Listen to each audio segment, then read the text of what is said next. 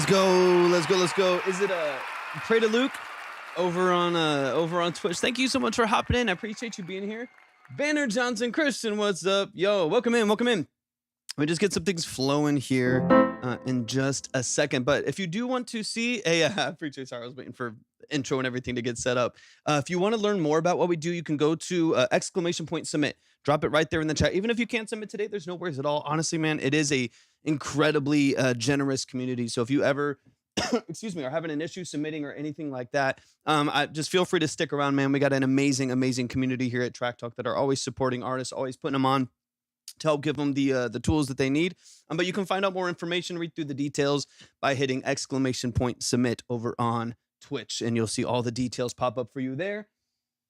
Christian, of course. Amelie, thank you, or Amelie, thank you so much for hopping in. Moses, thank you for hopping in. If you want to submit, go to my link tree, click on Track Talk Submission, and read through and follow all the details there. It's going to be a solo live today, so we're just going to be going over largely the music aspects, more of my specialty when it comes to mix and master, production elements, sound design, lyric structure, things like that.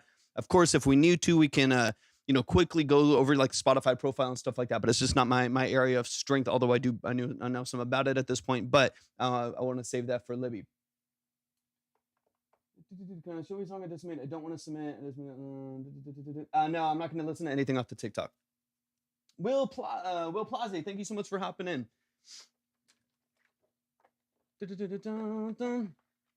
Thank y'all so much for hopping in. Y'all tap the screen. Let's get the likes to 5K. Let's get the shares to 20, and then we'll get things flowing here in just a bit. And once again, if you would like to submit, and we'll get things flowing in just a minute. If you want to submit, go to my link tree, click on Track Talk Submission. I got to log out of this. And just read through it and follow all the details there, and we'll get you moving in the right direction. Let me just get some things updated real quick for TikTok, and then over here as well. Jenna, welcome in. Jenna, how are you feeling today? Welcome in. Let's see if this will pop up. What's up, Jenna? How are you feeling? Hopefully, we'll be able to move at a good pace today. Let's see if these will pop up for me. Let's go. I'm doing pretty good. Doing pretty good. Let's see. Hold up 1 second, y'all. Hey. Let's see. All right. How are you doing today, Jenna? Hope you're doing well. Let's get these up. All right. There we go. Heavenly Axe, welcome in. How are y'all doing today? Y'all tap, Psych, appreciate you hopping in. Y'all tap the screen, share out the live with a couple people. We'll get started with the music a little earlier today. We'll get started at 2,000 likes and 20 shares. Whenever we get the board rolling. So if you would like to submit, go to my link tree, click on Track Talk Submission, just read through and follow all the steps there. If you would like to, you can join us on our main platform, which is the purple app. There you can see the line, the order, the minimums. You can easily access all of the different links there by using exclamation points in the bio or in the chat over there as well. Makes it really easy to submit. Unji, appreciate you hopping in. Albert, appreciate you hopping in. How are y'all feeling today? Tap the screen, share out the live. We'll get things flowing here in a sec. Legacy, welcome in. And then I got to get this other email up. Give me 1 minute, y'all. So there's Track Talk. Let's see. Dun, dun, dun. What's up, Legacy? How are you today? There we go. That should be where I need it. There we go. Okay, cool.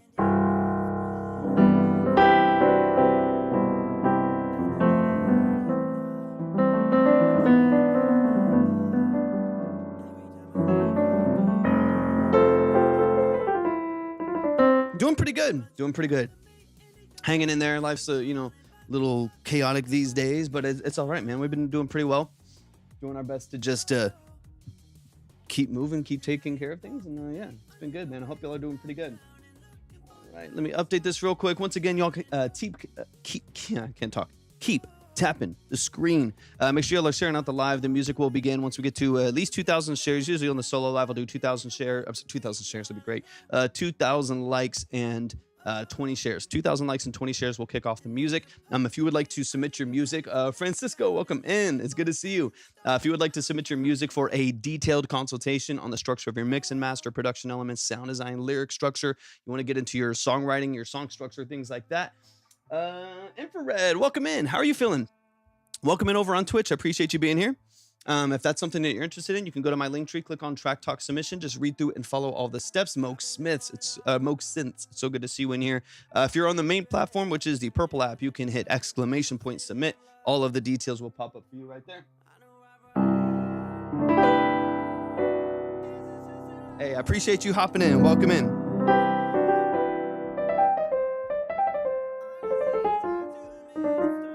Prince, welcome in. Y'all tap the screen, share out the live. Already at 1,000 likes, Jenny. You're going crazy. I appreciate y'all so much. Thank y'all for the likes. Thank you for the shares. Let's get those up to 20.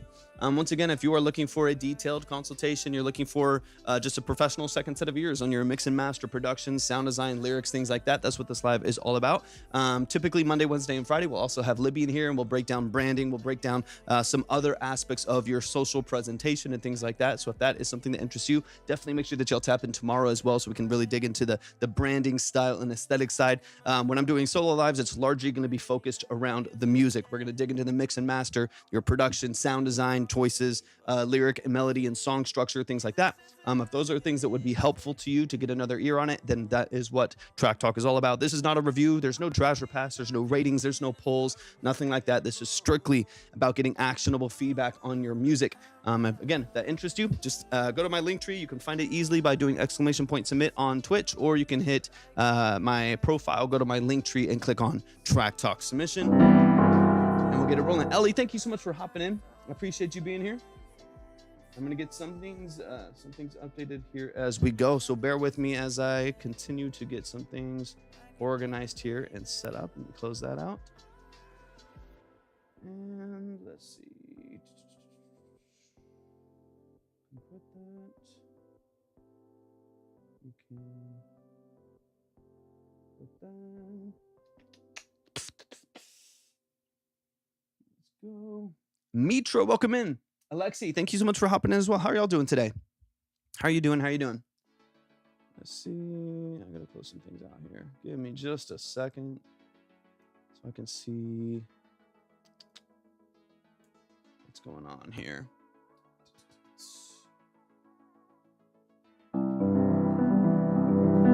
Sun God, what's up, Ja? Appreciate you being here. Cool. Should be good.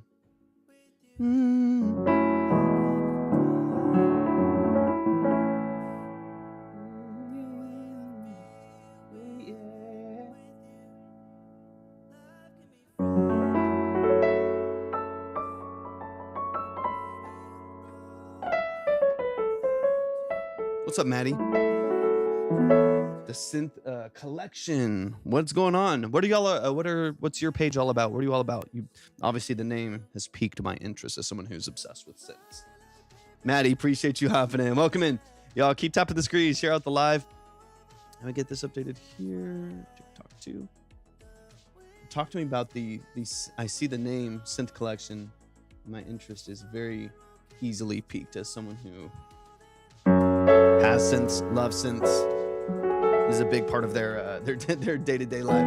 Slimothy, welcome in. Slim, how are you doing, Slim? It feels so lonely in here without Livy. Turtle Fingers, can you jam on your song? I probably could. Yeah, y'all, those of you just coming in, welcome to Track Talk. If you do want to submit your music, go to my link tree, click on Track Talk Submission. Just please read through it and follow all of the steps that we can get you up on the board and get you a detailed consultation on the structure of your music, whether that be mix and master, production elements, sound design, lyric structure, getting into the practicalities and then the nuances of what you're doing creatively when it comes to your music. That's what this live is all about. This is not a quick review. This is not a quick play. This is a detailed analysis and consultation on your structure of your music. Moog, since that nothing makes me happier to hear. I got you. Thank you so much for sending in. Let me get you up on the board, ready to go. Music starts already at 2.4K. So if y'all can just keep tapping the screen and get me to 20 shares, and then we'll be ready to go. Let me start updating the board.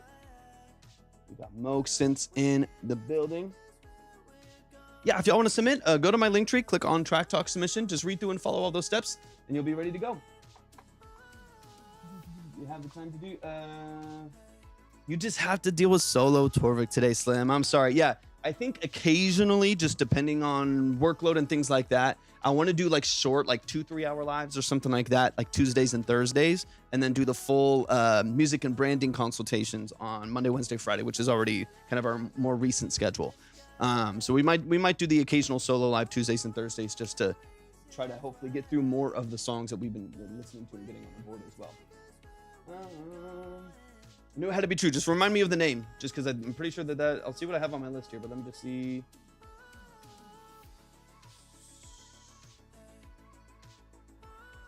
I make sure that oh yeah, got you right here.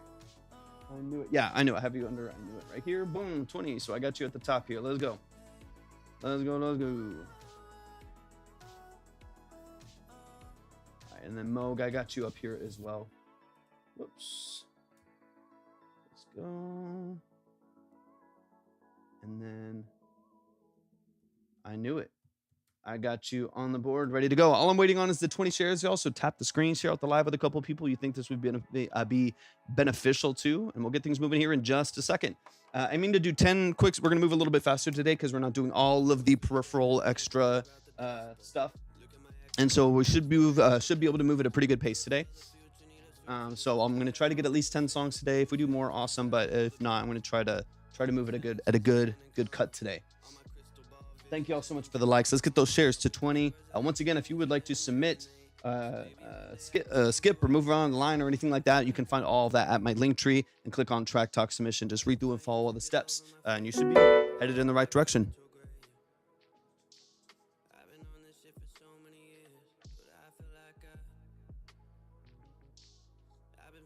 I got you. Yeah, whatever. I mean, as most of you know at this point, having been here for a minute, I'll spend as much time as is necessary to try to get you as beneficial of a breakdown as possible without wasting too much time, which sometimes I do. I'll spend a lot of time just talking about synths and shit. But I'll always do my best to give you as much value, as much insight as I have the capacity to in a reasonable amount of time. And I should still have. Let me just update a couple things here, and we should be able to get it moving. So let me see.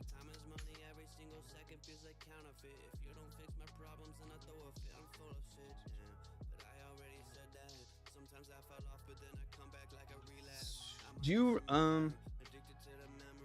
remind me really quick what the name would be under, and if you sent Derek Bennett Music, welcome in, man. Appreciate you hopping in. I knew it. Let me know what name it would be under in the email, just because I'm trying to search it up and it's not popping up right now. But I want to make sure that I'm looking up the right thing, because it could be under a different name.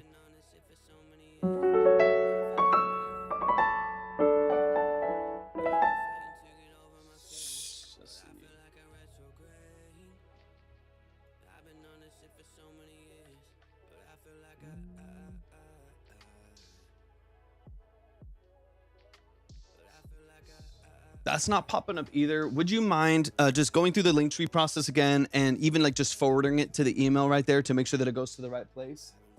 Just because it's not, I searched for that too, and that didn't pop up with anything either. I want to make sure that I get you at the top, because I'm pretty sure you're going to kick us off today. I want to make sure that I have everything in the right order. Moog, of course, I got you up there with your 15 as well, man. I appreciate you.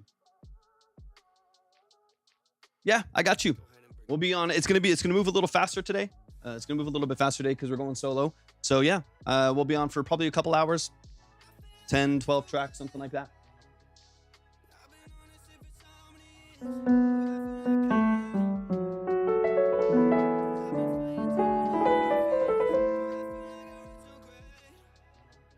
Right. Let's double check this. Moog just got your email in. So you're set. Moog Synths. I got you ready to go. So let me just, we'll kick it off. We just got to get to 20. So Monday, Wednesday, Friday, we're doing Track Talk, the collaborative Track Talk, where we get into all like the whole branding side and all of that stuff. And then I'm thinking maybe Tuesdays and Thursdays, just depending on like workload and projects and stuff like that, doing a short live just solo to try to get through more of those songs, get more of y'all's music listened to kind of on the off days that aren't so stacked, right? And obviously this just depends for y'all. Any of y'all who've been here long enough, you know that it just kind of depends on the day and the algorithm, stuff like that. But so she's working on some other projects, doing some other stuff, and then I've been working here all day. It's such a kind of a chaotic time right now, bouncing around, doing a bunch of different things. And go to my link tree, click on track talk submission, just read through, follow all the steps. You'll be ready to go. We'll get things flowing here in a minute. I'm just waiting on those shares to get to 20. Keep tapping the screen. And then I'm just waiting on I Knew It song to come in the email. And then you should be okay. Set all set. Let me see if it pops up. Give it a minute, and then we'll be ready to go. We'll kick it off as soon as we get to 20 shares and I get that email in. Boom. Got you. Let me get this downloaded. Stay right with Steph.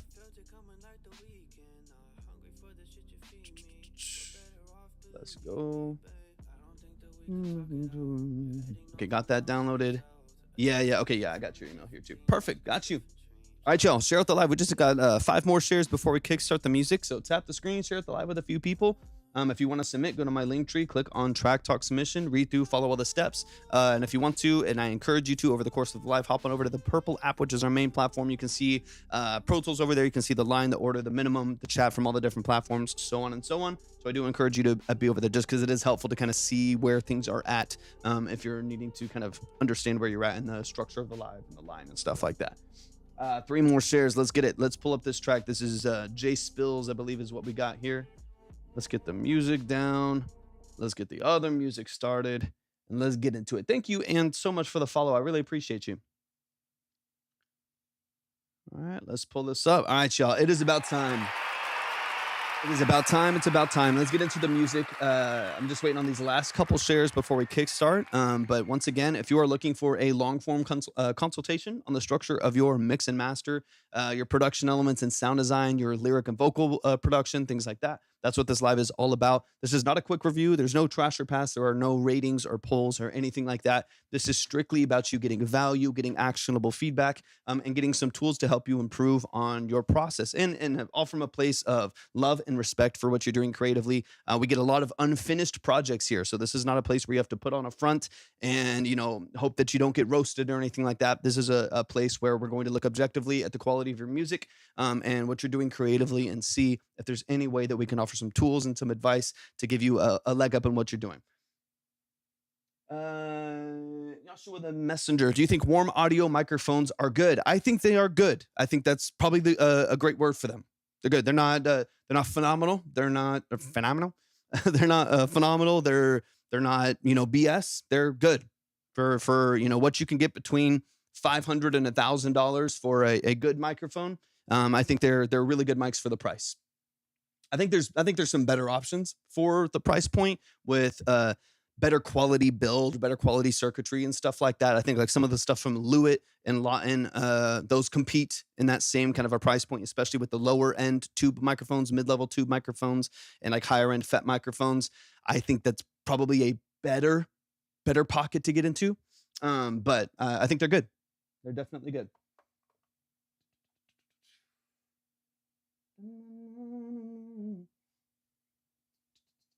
And W late, am I saying that? Or Walate, thank you so much for hopping in. All right, y'all. I'm still waiting on these last couple shares, and I'm ready to kickstart this song. We got Stay by J Spills. Is that the artist name? Jay, go ahead and give me some, I Knew It. Go ahead and give me some details. Talk to me about like the actual artistry here, the production structure, the mix structure. Talk to me about your role in the song that we're about to listen to here. I have Stay with Steph. I also have like 3 different names on the profile here between I Knew It, Jay, and Chris. So I want to make sure that I understand like the structure that I'm about to listen to. What's up, Melvin? Appreciate you hopping in. Yeah, if you want to submit, go to my link tree, click on track talk submission, read through, and follow all of the steps. If you follow all the steps, you'll get notified. We'll get you up on the list. You'll be ready to go. If you don't, then I won't get your song at all. So definitely make sure you're good to go. And then Derek Bennett, I got you, man. Appreciate you so much. Let me get you up here. While we're waiting on these last couple shares. Let's do it, Jenna. Let's do it. Let me get you here. I don't want to hold you down. You're all the... Okay, sounds good, Derek. You got one ahead, so you got a little bit of space. Just waiting on these last couple. Last couple shares here, y'all, and we'll get it flowing. It's about that time.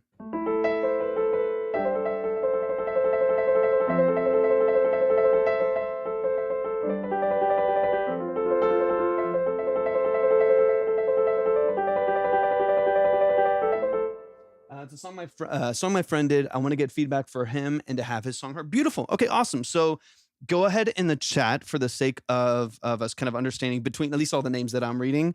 Give the artist name and song name in the chat. Let me know if this is released or unreleased, just so I have kind of an idea of what I'm listening to. And then since you're the friend, I love that. I love the love. That makes me very, very happy.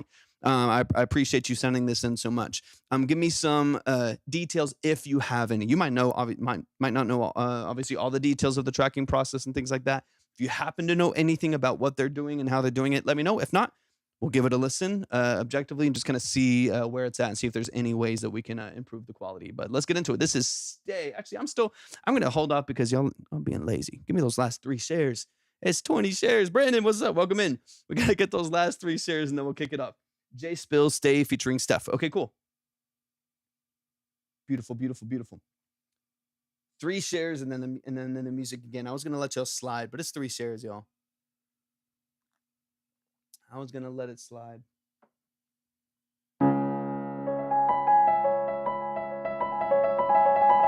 Anon, welcome in. Thank you for the share.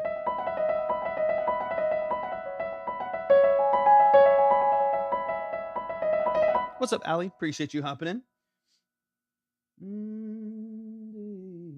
And got you, Francisco. Got you. So that's gonna push you. Since this track's already up, I got you, Moog, and then you'll be next after that as of the current lineup.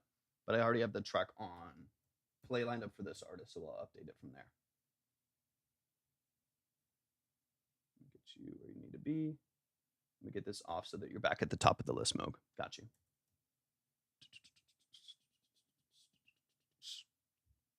All right, there we go. There's the shares. That's what I'm talking about. Let's get it. Stay with Steph. That's the feature on the song. And then let me know as well, Nuit, if this is released to platforms yet. Thank you, Jed. I appreciate you.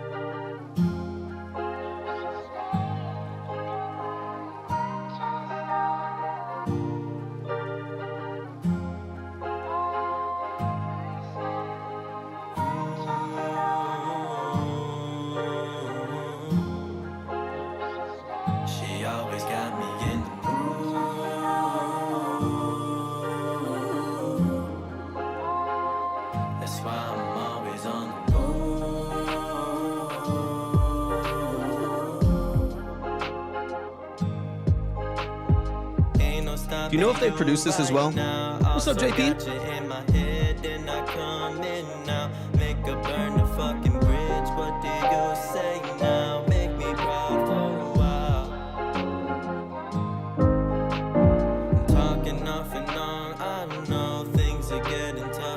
Okay, cool.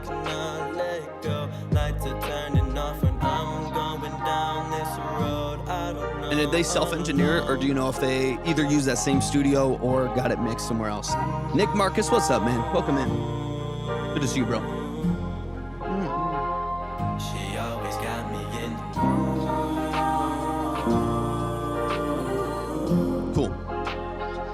That's why I'm always on. What's up, Ja? Welcome in. Is this blurred looking eye to eye? Are you my ride or die? Our chances even high. I can't go another second if we both don't try. Just tell me how or why. I like the way she moves, I love the way she talks, and with the way we groove, connection makes a spark. There's nothing left to do but wish us best of luck. If that can fit you too, chances high, don't give up.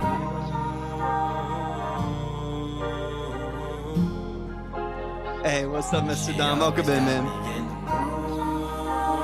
All love from this side, man. Appreciate you so much.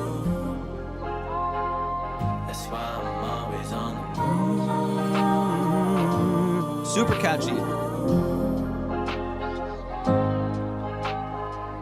The shit I'm going through, shit I'm so stressful too. And not so out of mind, but damn, you're acting like What's up, Mike? Welcome in. So what am I to do? My happiness has changed. Ain't no options trying to choose, but I can't ease the pain.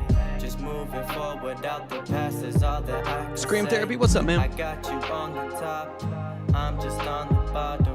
My heart is broken, full of pieces, floating like Apollo. It's not so easy trying to focus on this life I follow. Just let you know I'm always here. I know, I do. Like, now that I heard it in my head, I need to hear it in the song.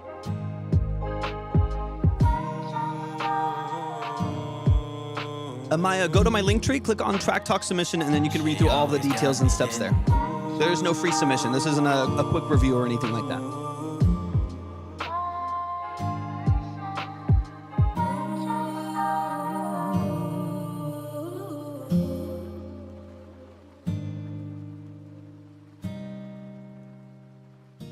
Let's go, y'all. Show some love. Show some love. That was Stay featuring Steph. So I want to chop through a couple things real quick, because I want to find kind of the start and end point of each artist in this song. So give me a second just to chop through a couple things, and we're gonna run it from the top, and we'll just, as usual, if you've been here before, we're gonna chop through some of these elements and kind of get into some of the details of them. So let me find this because I want to hear like where these artists start and stop. That's why I'm always on. Really? So is Steph just the harmony in there? So there's a so C minor from what I'm hearing.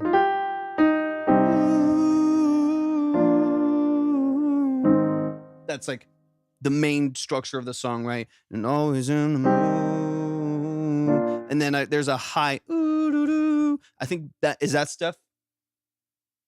Okay, that's got you. I was looking for like how the feature would cut in, but it's just the high layer there. I do love. So foundationally, structure-wise, I think this is excellent. Wait, Mike, thank you so much for the follow. Structurally, really, really sound. It is catchy. I think there's things about the actual input itself that can be polished. Things about even the mixing side. You said that it got it mixed by the same producer at the studio that I think could be polished as well. So we'll talk about a couple of those details just really quickly. We'll chop through them. That way they have maybe a good understanding of what could impact their performance and how that performance is not just about the performance itself, but it's also how it's perceived by people too. Like when you're talking about something sad, talking about something angry or happy or intense or has a lot of tension to it or whatever it may be, it's not just talking about those things, but how it's translated and how it's perceived by people. We've all seen like a show with bad acting. We've talked about this all the time. You see a show with bad acting where it's like, they're saying angry things, but it doesn't translate. You don't feel any of it. And I think that's one of the things that I would encourage them to work on the most would be finding ways to connect emotionally to what they're saying. This also comes down to getting away from reading lyrics too. I think this is an important part of everyone's journey as an artist. When you can hear that something's like this, like, ooh, doo, da da na na na da da na da da, and it can feel like very rigid. There's nothing like specifically wrong with it, but it doesn't reach through and grab you. We've all heard songs where it comes on, whether it's hype, it makes you want to twerk, or it makes you want to dance, or it makes you want to cry, it makes you angry, it makes you feel hyped and go work out, like whatever it is, it has reached through the speakers and has grabbed you in some way, especially if you are, in this case, I want to look into the lyrics just briefly too, but I really want to make sure if it's a heartbreak song or it's a song about loss or whatever it is, I want to make sure that translates. I want to make sure that actually, it's not just the words that are being said, but it's actually what's being perceived by the audience. So let's chop through a couple things, and we'll get into that really quick. Because of course, there's things on the mix side that can be polished, like some manual tuning control of the vocals that I think would make it feel a little more shimmery, a little more commercial, a little more polished, which I think can sometimes be a good thing, sometimes not. But in this case, it could use a little bit of that. But I also think I would prefer to fix those emotional things early on in the record. I'd rather fix a lot of that in the input into the DAW, the input into the session, and fix the emotional aspects there, because a bad mix on a really great emotional performance is better than a phenomenal mix on a really shitty performance. Not that this is, but I think the balance sometimes is off for some people. So let's get into it, man. Let's dive into it.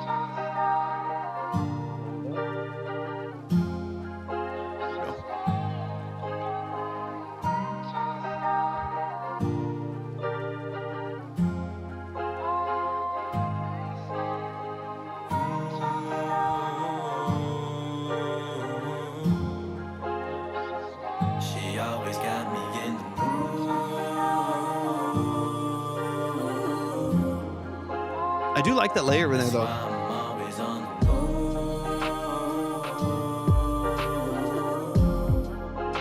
Another thing that I would pay attention to, goes for anyone that's dealing with a song that has a lot of swing to it, and just for anyone who doesn't know, swing is being north of the pocket with specific elements of your music that gives it a completely different like feel and translation of emotion. So in this case, the drums, this is popular in some R&B, lo-fi, some like alt rock stuff, but as far as like more popular, but it means that the beat is not,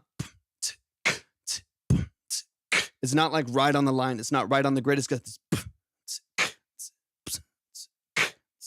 it's got like a little bit of swing to it, a little bit of movement. So like the hats and the snare are north of the pocket, giving it a little bit more feeling and stuff like that. But if the like guitar loop in there is right on the grid, or the vocal is like right in time and right in the grid, you're kind of at odds with the feeling of the song. So I would encourage you, if you have a beat that has swing to it, you have to really find that pocket in your vocal as well. You got to be a bit of a percussionist with your vocal, especially if you're going to be rapping or doing more rhythmic R&B singing and stuff like that, or even like sometimes in country, like you'll hear this kind of come forward as well. But really listening to the production, and make sure that when you're building vocal structures for your production, that the feeling matches, that they're in tune with each other, not just in the actual like pitch and stuff like that, but in like the feeling of the production and how the vocalist performs. Like in this case, the drums have a lot of swing to it. Like you hear that hat is way out of the pocket, which is good. I like it. It's almost like a lo-fi hip hop beat, right? It's got this like really north of the pocket feel, which is great. But then the vocal's a little bit rigid. It's kind of like right on beat. Ooh. It's like it's really rigid in the structure. I would love to hear a little bit more of that personality and character in the vocal performance to kind of match that feeling. And I think it'll be in a much better spot. I think you'll just feel a little bit more because everything in the beat's kind of pointed the same direction. Ain't no stopping you right now. Also got you in my head, and I come in now. Make a burn the fucking bridge. What do you say now? Make me proud for a while.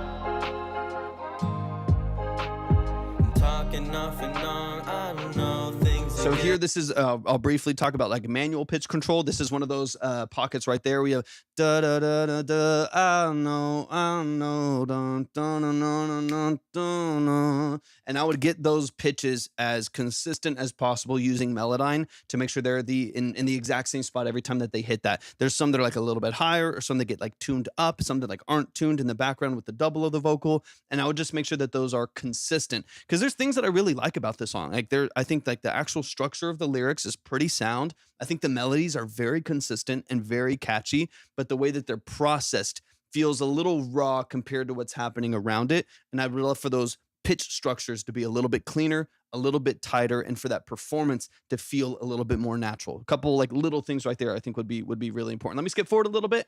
But I think the bones of this is really, really good. I'm assuming this is just because I have the file that it's unreleased. If there's an opportunity to, what I'm assuming is that this has like a studio mix on it, like a tracked mix, and there's a difference between a track mixed and a tracked mix, a studio mix, and an engineered mix, where it's been tracked, so it's like clean and it's clear. Hey, thank y'all for 10K, appreciate it so much.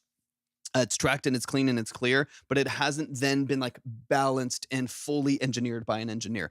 I don't know if that's obviously the case, but what it sounds like is like a good, clean, natural, open mix, like a studio mix, like they tracked it and it sounds fine, but it hasn't then been engineered and polished in a way that's incredibly cohesive and consistent. That's like the next little missing piece that I feel like this is needed. Now, if this is the engineered mix, then I would probably encourage a revision on this to tighten up a lot of the things that I'm hearing, whether it is the rhythm structure, whether it is pitch control or manual placement of the pitch through Melodyne or a graphed Antares mode or something like that. And then on the flip side, I would probably encourage them to really tighten up the actual vocal production structure itself, where the compression's really loose, so you hear the vocal kind of fall out of the mix a little bit and kind of float back and forth. All of those like little things right there, I think could be fixed with like a pretty simple, like low production vocal mix. What's up, West Faith? Welcome in.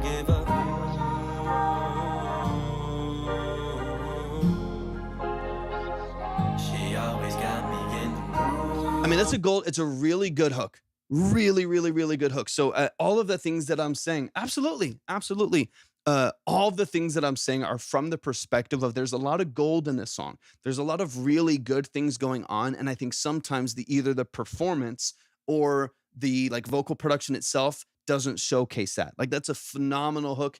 It kind of gets lost a little bit in some of the like looseness of the song, right? Like in the looseness of the processing where it's not really like tight and cohesive and punchy, and supported by some like energy behind the vocal performance. So that's it all is genuinely from a place of respect for what they've done creatively, because I think there is a lot of potential. I think it's a really solid hook. Like, I mean, I'm going to be singing that for the rest of the day. That ooh, doo, doo, so catchy, like annoyingly catchy. But I think there's some things that could be tightened up just a little bit that would allow people to palate it a little bit more. Because there's nothing worse than like, I think as a consumer, to like not really believing what's happening in a song structure, right? Like you hear a song and you're like, dude, I don't even believe what they're saying. I think that's one of like the biggest downfalls for so many artists, is like reading their lyrics, not memorizing what they're doing, not being prepared in the studio, and then that being reflected in their song and then wondering why it's not connecting. I think so many of us run into that. So many of us run into that. So I would, that would be one of my biggest considerations from them. Let me hear the outro really quick and then we'll move on.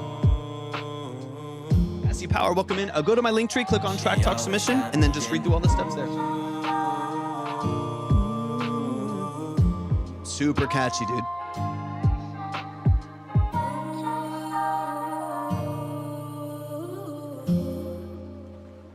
Some good automation there too.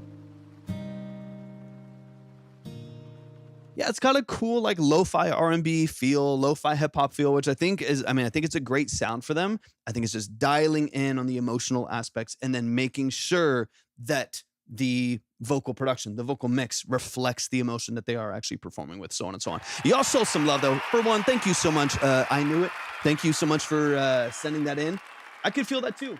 I mean, the thing is that the song as is already 3 minutes and 40 seconds. It's already long-ish for modern standards. It's 3:40, so another verse and a bridge would be pushing you in probably the 4:30 pocket, which is fine. But if you do that, nothing wrong with that at all. I love me a good long song.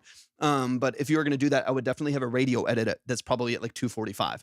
So if you were to do that, I'd probably have a tight entry, a tight exit out of it, and then have like verse hook that's really consistent, that's really catchy, and then chop right there and hold, and then have a like an album record and a radio record that are kind of two different lengths. That if you're gonna have a really long song, but you want to get as much exposure as possible, that's probably the sweet spot, right? It's kind of like the middle ground you want to have. It all just comes down to intention. But y'all show some love to I Knew It.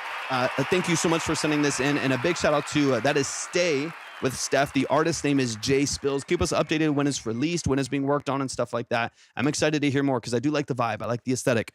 But I think some of those things will definitely take it to a new level. June, welcome in, baby. It's good to see you. How are you feeling today? All right, we got Moog Sense in the building. If you would like to submit, go to my link tree, click on Track Talk Submission. Please read through and follow all the steps. And then also make sure that you check the line. So head over to my link tree and click on See the Line, and that'll take you over to our main platform, which is the Purple app. You can see Pro Tools, you can see the line, the orders, the minimums, you can see the chat from all the different platforms, so on and so on. Let's get into it. I'm on these gold banners around the yeah, right. It keeps you busy. That and watch the butterfly. You just watch the butterfly and the image going around. It'll keep you busy while you're waiting for your song. All right, we got Moog in the building. So let's see sound design and music arrangement advice. Let's get into it. Y'all keep tapping the screen, sharing out the live, and then okay. So I've got your page up here. Any preference on which video? Let me know. Let me know. But if you would like to submit, go to my link tree, click on Track Talk Submission. Just read through and follow those steps, and we'll get you going in the right direction. I appreciate you being here, Jenna. One before last. So let's see. It might be muted on here. Let's see. Hold up. Does this sound familiar? That sound about right? Let me know, just so I make sure I'm pulling up the right one. Caps, give me a bit facts, Slim. Facts.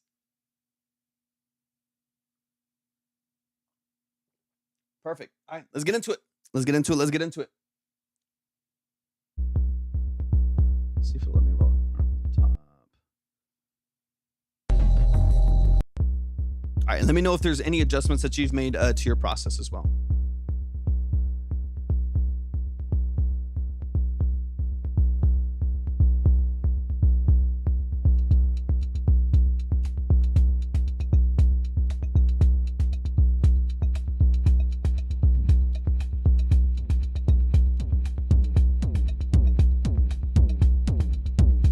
And do you have a Model 24 or Model 2400, the Tascam?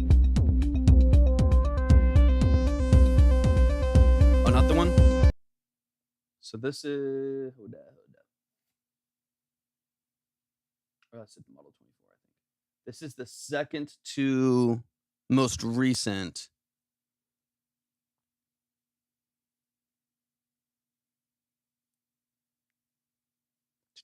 Hey, what's up, Wubsy? How you feeling today, man? How you feeling?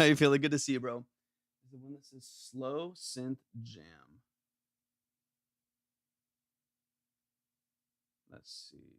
This one doesn't have a name on it. Let's give me a sec. Let me shop around.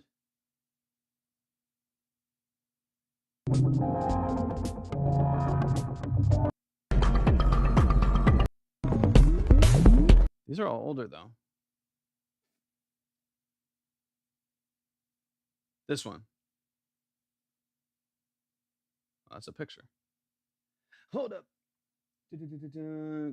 It's treating me pretty good. Doing some solo live and in between. So maybe this one.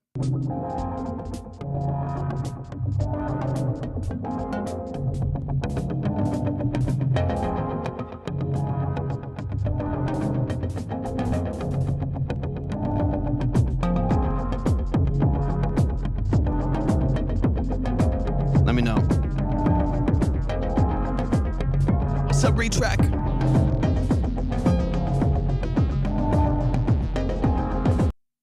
Is that sounding right? Nope. Because the one after is the one I played. Yeah, that was that's the third one on here. So this is the first one on there. What's up, Kalen? Welcome in to Twitch. It's good to see you, bro. How are you feeling today? There's the first one. This is the second one on there. It ain't it. That sounds like waves. He'll be like, "Welcome in, Torvik." For those of you who don't know, Torvik's a horrible musician that I would never listen. You know, he always like roasts me every time I come in. I love waves. That's the family right there. Can you send the link to it, Moog? Because I'm staring right at the. Yeah, it's so true, Slim. It's so true. Whenever we move, probably we're back in town, but it's been chaos. So we're hoping, I think, in the next like 2 weeks, hopefully, you know, all things willing, 2-3 weeks, we'll have a better head on our shoulders. But it's chaos right now. It's pretty crazy. But hopefully in the next couple weeks. Okay, perfect. Yeah, because I'm looking right at the Instagram and I'm going just right in order there. But sometimes Instagram's weird where it doesn't know what to list as like a reel or a post depending on the length of it. So I might be going to the third post, but it might be the 7th reel that you have. You know what I mean? Like it's kind of confusing sometimes on there. All right, and let's see if this will pop up for you. Chaos mentioned 100%, man, 100%. It's good. You know, we're alive, we're breathing barely, but you know, it's a lot. It's been one of the craziest last couple months of our life, but we're hanging in there. Sent. Okay, let me see.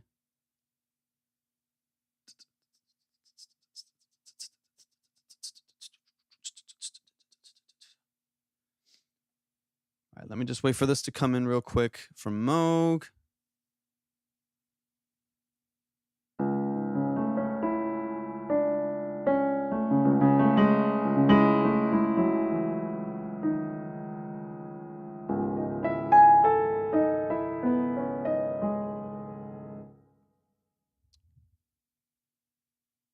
Let's see.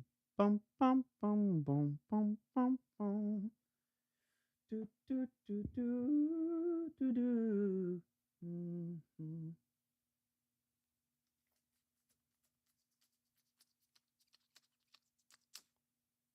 Okay, it's not. Did it go to the recent? You've sent fairly recently, Moog. Did it go to the most recent? The track talk submission at gmail.com. Let me know. So I want to make sure. Obviously, I want to make sure we get the right one up there. And then if you do want to submit, y'all go to my link tree, click on Track Talk Submission, just read through, follow all the steps, and we'll get you moving in the right direction. If you're looking for a long form music consultation, you're looking at getting some tools and some help with your mix and master, a professional second set of ear on your song structure and production elements, things like that. That's what this live is about. Just go to my link tree, click on Track Talk Submission. Photo G, what's up? Appreciate you hopping in. And click on Track Talk Submission, and then you can walk through all the steps there. Dun dun. Yeah, because for some reason it's not popping up.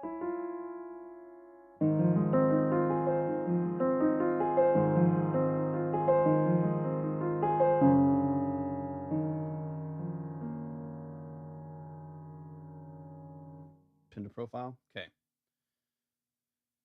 Let's see.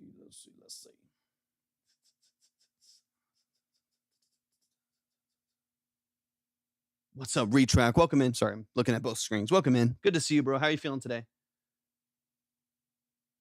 Okay, I'll switch over to Reels and see if that's it. So that one.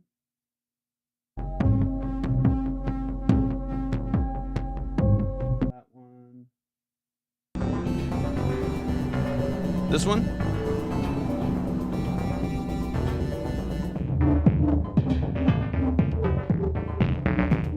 So this is your first pinned.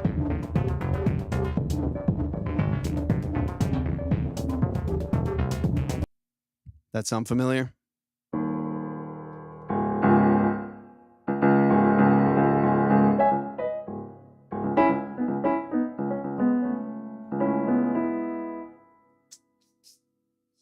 The other pinned one. So there's only. I'll try refreshing it again because I did refresh the link. Yeah, that was your top pinned one.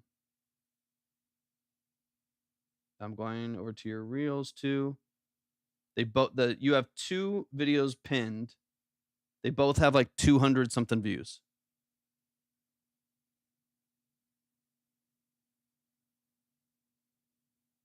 Let's go retrack. I don't know why this is so confusing. Or why it's not, whatever's not popping up for me or something.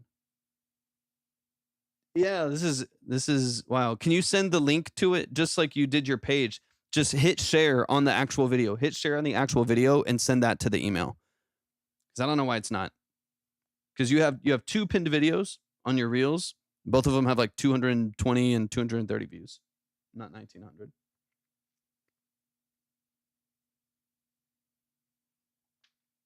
I haven't checked out the Discord yet. I have been inactive for the last couple weeks over on Discord because I've been trying to get a bunch of other stuff finished up. I need to get back over there though. Yeah, I'm like, I need to. I'm bad about hopping over there.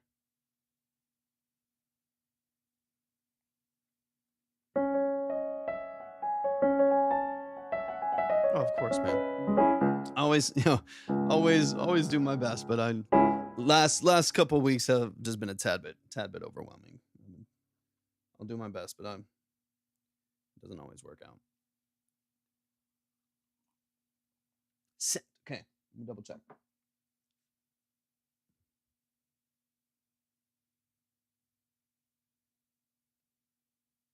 Okay, let's give it a second to come on over here. Yeah, and just make sure that it's the Gmail. Make sure that it's the Gmail, the most recent one. It's been months at this point, but yeah, make sure it's the most recent one just so I make sure it pops up there. As soon as I've seen it, we'll get into it.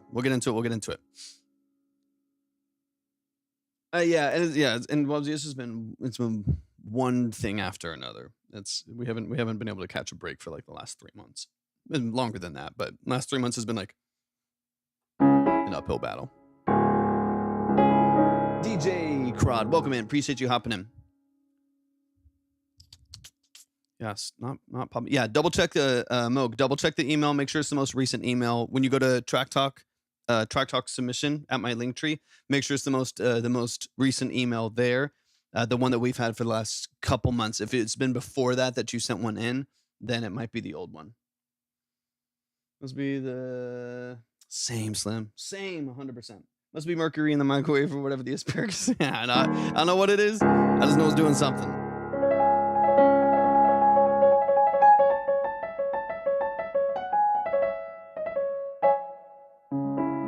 I don't know why the pin things wouldn't work though. There it is, Mo. Got you. There it is. All right. Oh, were you talking about it was pinned to TikTok? Is that what you were talking about, Moog? Did you pin it? Did you pin that video? I just got your email in, but did you pin that video to TikTok? Yeah. Okay. So the first link you sent was Instagram. So I was looking the initial link that you sent in, yeah, was Instagram. So I was looking on Instagram and going through all the videos on Instagram. I was like, it's not 2, it's not 3, it's not 4. No, you're totally good. I was just like, dude, what is happening with my algorithm or whatever? It's not working up. And then I looked at the pin videos and it was neither of the pin videos. I was like, what's going on? All right, we got it. We got the TikTok video. We're ready to go. No, it wasn't me, Slim. They sent Instagram, but they were talking about a pinned video on TikTok. And so that's why I was confused in it. Okay. Slow synthesizers jam. Now we're talking. We got it. And we're ready to go, Moog. We're ready to go. Let's get into it. This is slow synthesizers jam. Looking for like structural things. I think was one of the main things you were referring to. So let's get into it.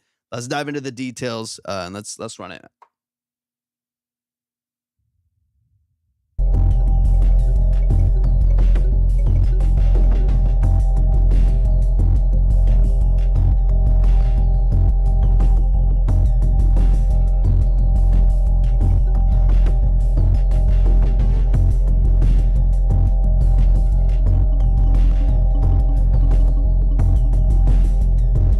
How many tracks are like active at the same time when you're doing the sequencing here?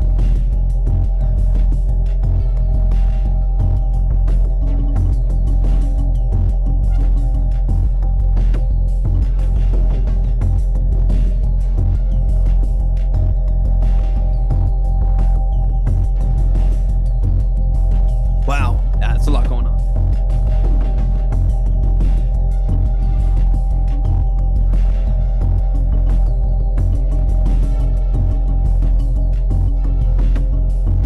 For those of you who don't know what we're seeing too, definitely go to Moog Synths either on TikTok or on Instagram as well. Go and check out some of their videos. They got a fantastic modular and semi-modular setup that's really, really fun to watch. It's just super engaging. Got you. So you're going stereo out. Like USB into the dock.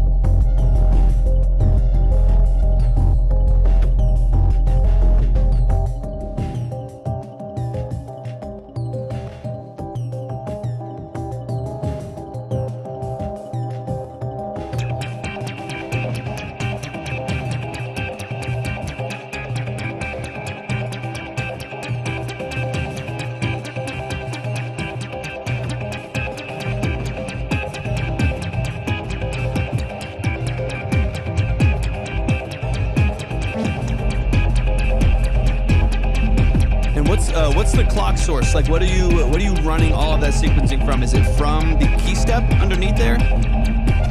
Or how are you syncing all this?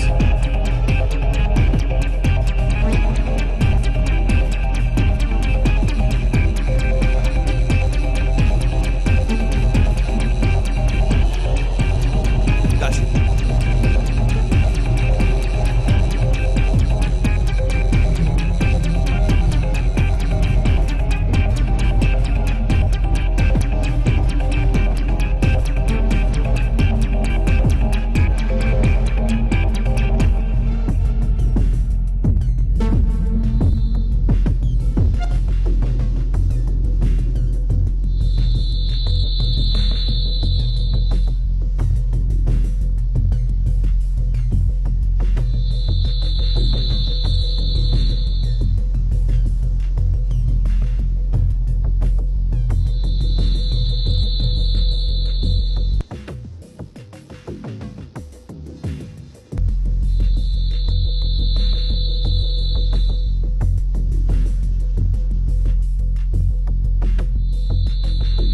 Is that a subharmonic on there?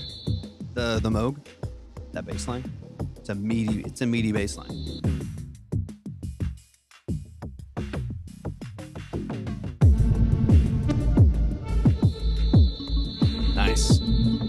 Gotta get one.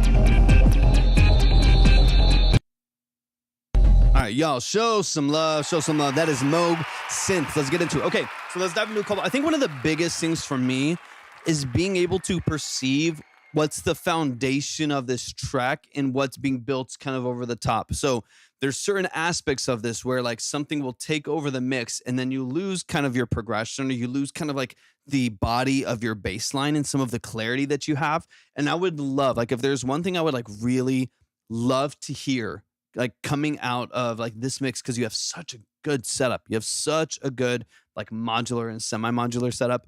I would love to be able to distinguish some of those elements that are at play right there. Sometimes when like the syncopation of your, like, you have like a third that's kind of, or it's like a almost like a syncopated like high third that's like over the top that's being sequenced as well.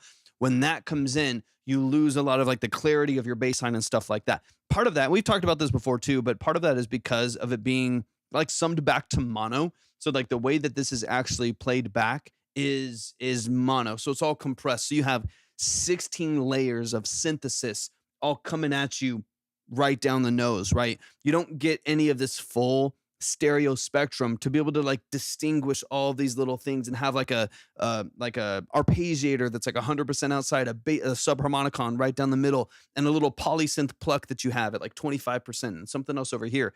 It's all coming at you right down the nose. And because of that, it will just end up sounding noisy and muddy. Part of which is a default of like this style, right? This like very like modular ambient music, you know what I mean? That's part of it, all of that movement and the floating and things like that. But in that process, if it's collapsed to mono, you are just going to get noise. You're just going to hear with a bunch of movement over the top of it. It also is very bass forward, which is causing you to lose some clarity as well. So once you're in the DAW, I don't know if you have the Model 24. If you have the Model 24, then your USB out or your multi-track is not including your EQ.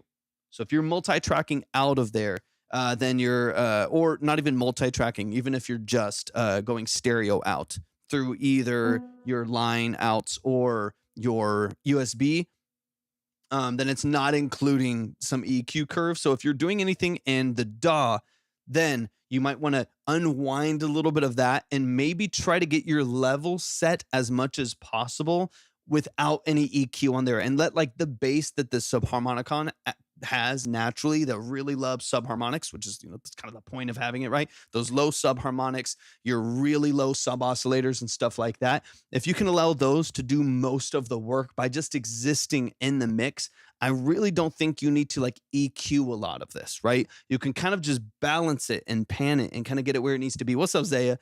Without doing a lot of work to it. Because I feel like if this is one collapsed to mono and overworked a bit, you're 100% going to lose clarity. I struggle with that, but I do kick drum and 3 channels in stereo. I'm not multi-tracking. I mean, to be honest with you, multi-tracking is the fix to like all your problems. I would 100%. Now, again, multi-tracking is not going to include your channel strip. It's going to go through your gain, and then it's going to be conversion directly after your gain. So keep that in mind, right? Where you're not going to track all of your, so you don't even have to touch any of the things that are on your board. If you're recording live and you're just like tracking live or tracking to an SD card or something like that, then of course you can, but it's not going to include your EQ in most of your channel strip there on the Model 24. I mean, that to me is like the fix. And then also just making sure that your structure is panned, right? Like, so if you're outputting in stereo and I'm almost assuming in the DAW that once you output your stereo signal, they're straight up and down like this, right? Make sure you take that stereo signal and push it left and right. So like if it comes into a 2-track, that's like a stereo 2-track, and it's right down the middle here. What's up, Gene? Or it's coming into like a multiple mono, which would be like 2 mono tracks, one to the left and a right. Make sure that they're both panned all the way to the outside as well. What's up, Lokes? Welcome in, man. Make sure they're both panned to the outside, because that will determine largely how open your signal is. If you are outputting, hey, appreciate you hopping in, Gene. It's the Torvik Lokes. It's good to see you, bro. I get it, man. I get it. It's like one of those things. Like if you can spend an afternoon learning the multi-track thing, it fixes all of your issues. You know what I mean? The individual control of every single element. Because when I listen to this, I hear some things that I really like. I hear some sequencing. Hey, thank you so much, Lux. I appreciate the love, man. Thank you so much for that. I hear a lot of sequences that I really like. I hear a lot of processes that I like. I see a lot of gear that, of course, as a synth guy, I really, really like. But when I actually am hearing the sonics of what's like happening here, I lose a lot of it. Multi-track the next one, even if it's messy. Even if it's messy, it'll be a step forward. I mean, and a step forward is a step forward. Multi-track it, label it. And honestly, what you need to do, and you can do this with pretty much any DAW, no matter what you're using. Let's go, G. Hey, I like weird. I like weird. This might, you can do this with pretty much any DAW, but set a template for these kinds of sessions. You might have different sessions that you do that look a little bit different for your live sequencing sessions that you do for these videos and for social media and shows and stuff like that. Have a template that has every single thing routed and everything named already. Just got to do it once. This is when I had drums tracked in the studio. It's the same thing. I would open up a new session for a client or for something I was working on that I knew was going to have live drums in it. And I would open up that session and it already had routed and labeled. So I knew every input and output. I had every bus already set up, routed and labeled for like 8 different drum microphones, right? That I had on my, like between rooms, overheads, and direct mics and like in and out for the kick and stuff like that. It just makes it so much easier. So I don't have to do that every time. Route it. Okay, that was channel 4 on my 8-at preamps. That was channel 5. Wait, was that a high tom or the low tom? Like, it's just chaos, man. It was like really is brutal. So what I would do, this is my biggest tip for you, right? Is I would spend an afternoon, I can't talk. An afternoon, do an afternoon. Spend an afternoon learning to multi-track and label and template everything. So you only got to do it once. The new testing, make sure it would work better, but also we said it. Yeah, either one. I mean, it works as long as I have the right thing. I was just looking on Instagram because for whatever reason, I guess through yeah, I know, right? Water time. I got it. Through the first email from Venmo or whatever, it was linked on Instagram. That was the first one that was linked. So that was the only reason why I couldn't find your pin video and stuff like that. So these work fine. But I mean, obviously, if you have an MP3 or a wave, I like seeing the videos. I just don't want there to be any compression though. Like I don't want it to like not be the actual representation of what you're doing. But that to me is like my biggest tip for you is like you just need one afternoon.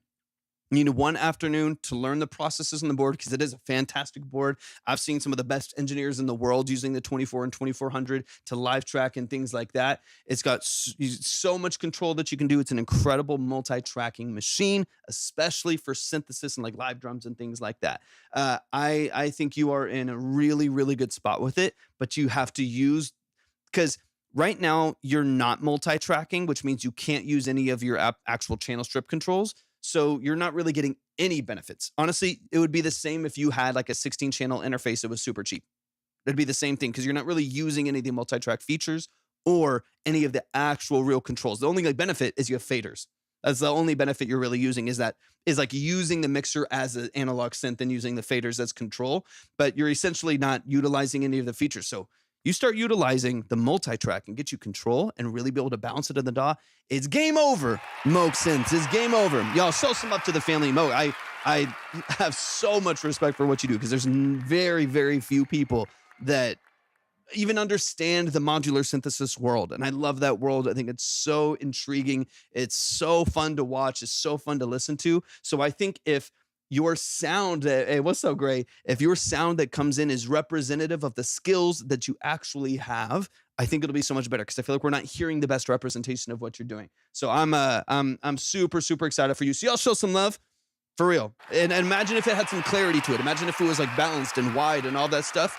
you're gonna be in a great spot. Okay, let me update something for a second, folks. I saw your comments. Let me just see. So I'm taking away FL Studio.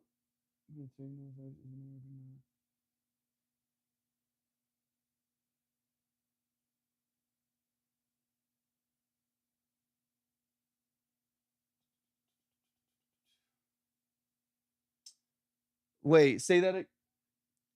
Yeah, say it again. Say it again. Let me pull up the next tracks. If y'all want to submit, go to my link tree, click on Track Talk Submission, just read through and follow all the steps there, and we're gonna get it flowing here in just a second. Let me just get some of this updated. Zaya's in the building. What's up, Zaya? Zaya, let me know how you want that up on the board. If you want top spot, official. If you want that in any other different way, just let me know. Great, I appreciate you hopping in. How are y'all feeling today? Yeah, rephrase that, looks. I don't know if I'm understanding, but I'm also unreasonably tired. And then Gene, let me get you on here. Got you, Gene.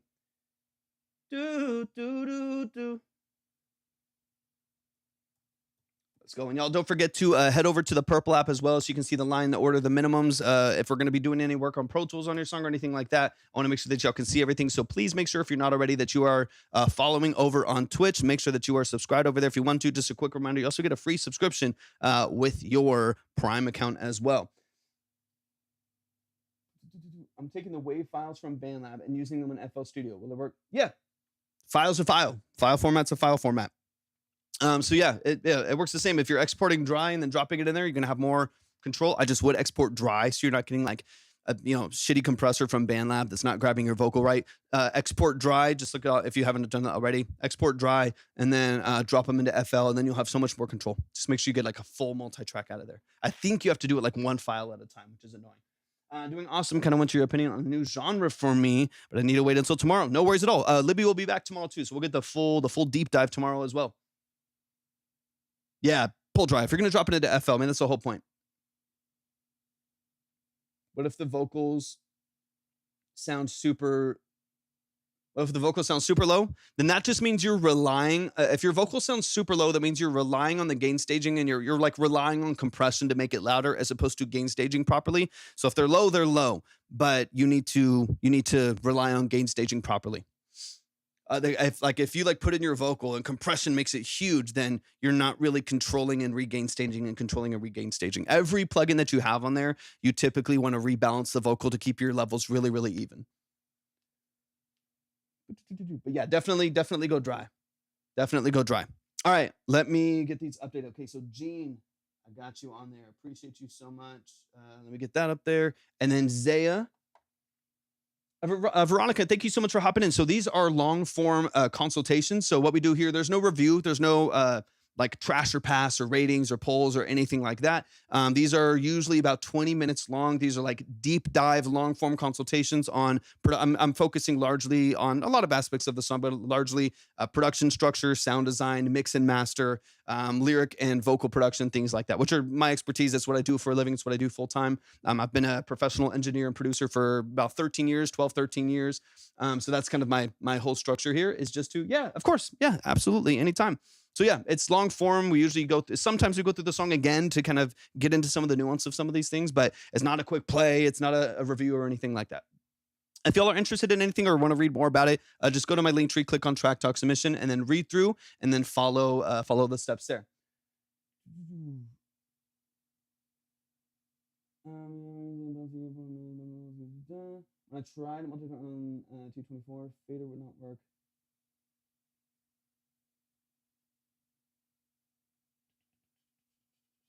Hold up. And I want to make sure Zaya has a big dude here. I want to make sure that I get Zaya in the right spot. So Zaya, if you hop in the chat, let me know where you're at, so I can get you in the right place.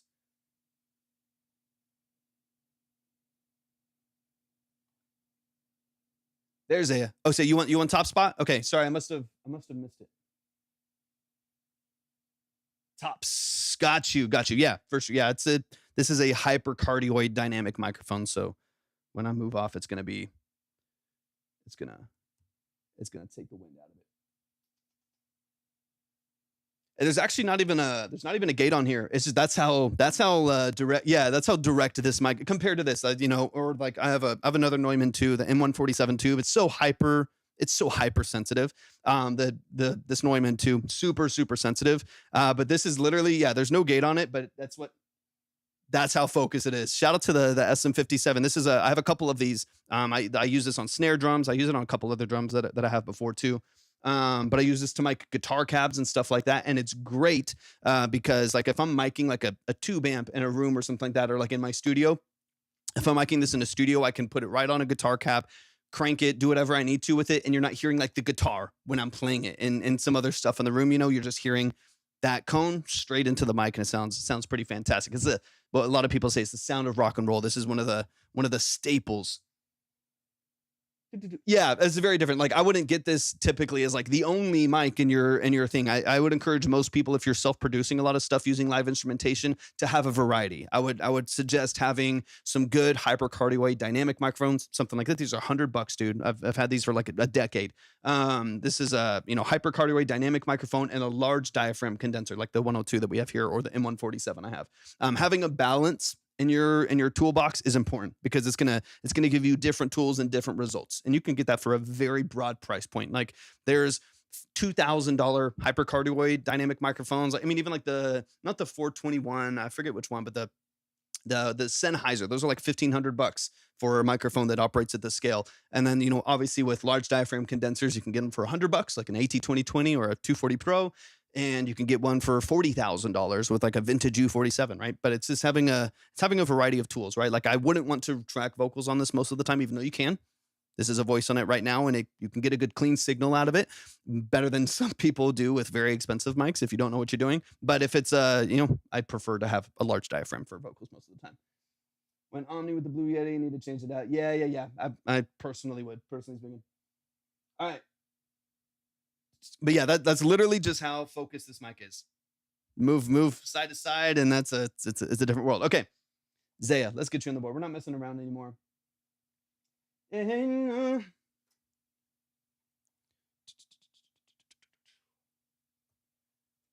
got Zaya in the building, hitting the top skip. Going to the Zaya. It's been a minute since I've heard your music. Talk to me about what's going on. Talk to me about what's going on, man. Tell me what is happening with your music, man. I'm super, super excited. Super, super excited to hear what you got and what you've been working on, man. It's been a minute. Once again, if you want to submit, go to my link tree, click on Track Talk Submission. Just read through, follow all the steps. Join us on the main platform. You can see the line order minimums over on Twitch as well. Let me get this going. Zaya, you're in the hot seat. Let's run it. Let's run it. And then I'm still waiting though for your email to come in, Zaya. Still waiting on the email to come in. What's up, Mason? Appreciate you hopping in. So just make sure it goes. I don't think you've submitted since it's been a couple months already, but I don't think you've submitted since we updated the submission form. So do make sure that you go to the link tree, click on Track Talk Submission, and then make sure that it goes to that the current email right there.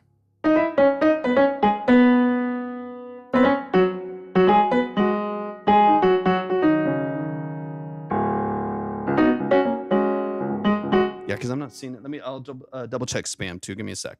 Yeah, it's not coming through. Let me check spam over here. Actually, oh, I got you, Zaya. No, yeah, you're good. You're good, Zaya. Sorry, I went to spam. It's Google's super sensitive with spam, and I do not know why. Okay, I got you. You're ready to go, Zaya. Let's get into it. Give me all of the details. Obviously, I've heard plenty of your music before. This is Yahweh, the mastered version. So talk to me about this song, the role that you specifically played in the song as far as production and mix. Obviously, I know your vocals, but yeah, talk to me. Give me some context. Give me some details on the structure of this song, and let's get into the details. Eric, welcome in. It's good to see you, man. I hope you're doing well today. Let's run it, man. This is Zaya, one of the family, one of the OGs. So happy to have you in here. And this song is called Yahweh. It's produced by Zaya. Are your keys weighted? Never seen a keyboard with a pad. If they are, I need one. Oh no, these are not. This is the Keylab Essential 61. But they're like loosely semi-weighted. They're not quite like synth keys. Obviously, I have a lot of synths, and a lot of those are really, really light. They're still pretty dynamic.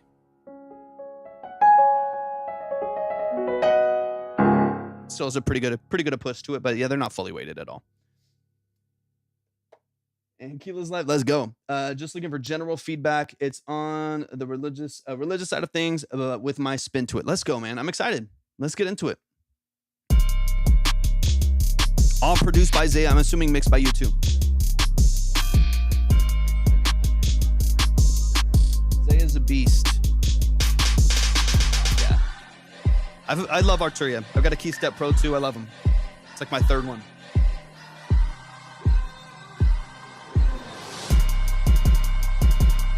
Great sampling. I'm running out of breath, yeah. I'ma go to heaven, but right now I need an inhaler. All in house, baby. Corners, I need me a razor. Pop outside, jumps on me out with a taser. What's up, Joseph? Get my kidneys, Johnny. Got these two-face, they the same ones. Once I figure out the game, I'ma dish it like I'm Trey. Told my brother that we hawking everything like it's all. Yeah, those are fire. Had my foes up. Last quarter in the game, we finna toast up. I told Shaw that she too clean, cause she a host up. I was childish, had to man them Nickelodeon the boats up in my rank. March with them saints. Devil try to swing, but I weave like I'm Tank. How you spell can't?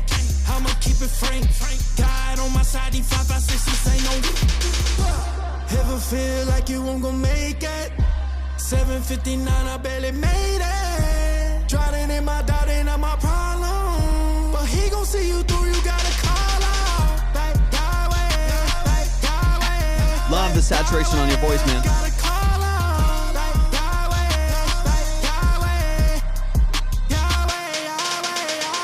Here we go again, that's why I gotta keep the hammer toe. Since these demons think they know me, why they always test they low. He gon' lift me up to 7 feet like Giannis, who gon' buck? I don't care about 100 gorilla Caesars, we not talking about cuts. Saved me a billion times, thinking about it outside crying.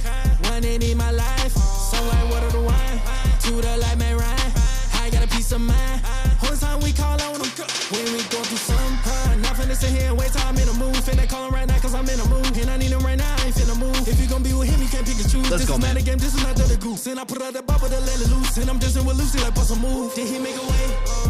I don't know way. How did you get here? That's what they say. What can I say? I give him glory. Feeling like yesterday I was just making my way to the corner. Ever feel like you won't gon' make it? 7:59, I barely made it. Drowning in my doubt, ain't not my problem. But he gon' see you through, you gotta call. Yeah, let me double check for you, Shane. Like Yahweh, like Yahweh, like Yahweh. Gotta call on. Like Yahweh, like Yahweh. Yahweh, Yahweh, Yah.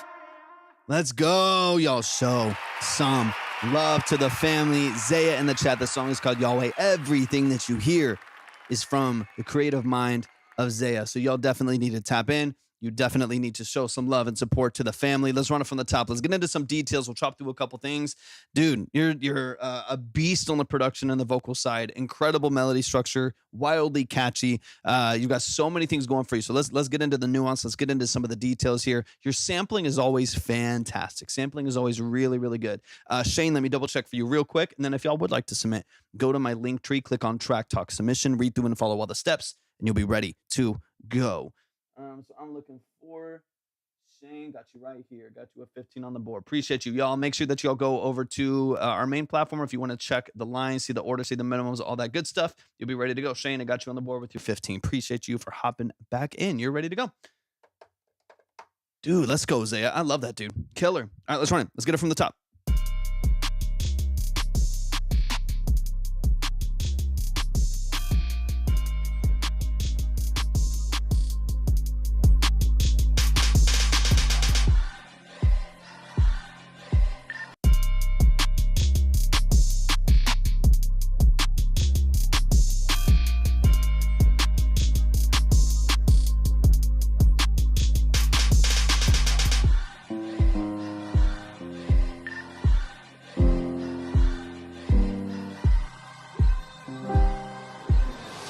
Okay, one thing that I'm listening for real quick, Zaya, I'm gonna do some like super practical, like little pocketed things that I'm hearing. You know the deal, right? Feel free to ignore half of it if it's not resonating with you. What I would love to hear is you have this beautiful swell, great automation on your levels and some other filters and stuff that you have here early on in the song. I would love to hear, I don't know if it's just on the piano or if you have a pad underneath it. I would love to hear that push to stereo a little bit more. I'm curious if the effect on there is in mono or if something is maybe running into like some phase collapse or something like that. I would love to hear like that shimmer and that warbling and that modulation that's happening out there. I would love to hear that push nice and wide. It almost sounds like maybe it was narrow and has been widened. It's been kind of pushed to the outside, but you're not getting that really like vibrant open modulation there that I would love to hear from like a good chorus and like phaser and stuff like that on the outside. Let me hear it again really quick. I want to get a really good idea of it. But I think that's a really good opportunity because your drums are snapping in the middle of the mix. They're incredibly punchy. They're really, really well structured, tight, everything. You know, the 808 down the middle is structured really well. It's clean with the kick. Love it. You're doing so many things well. I would love for some of these other elements to kind of open up some vibrancy on the outside of the stereo field there. Let me hear it again.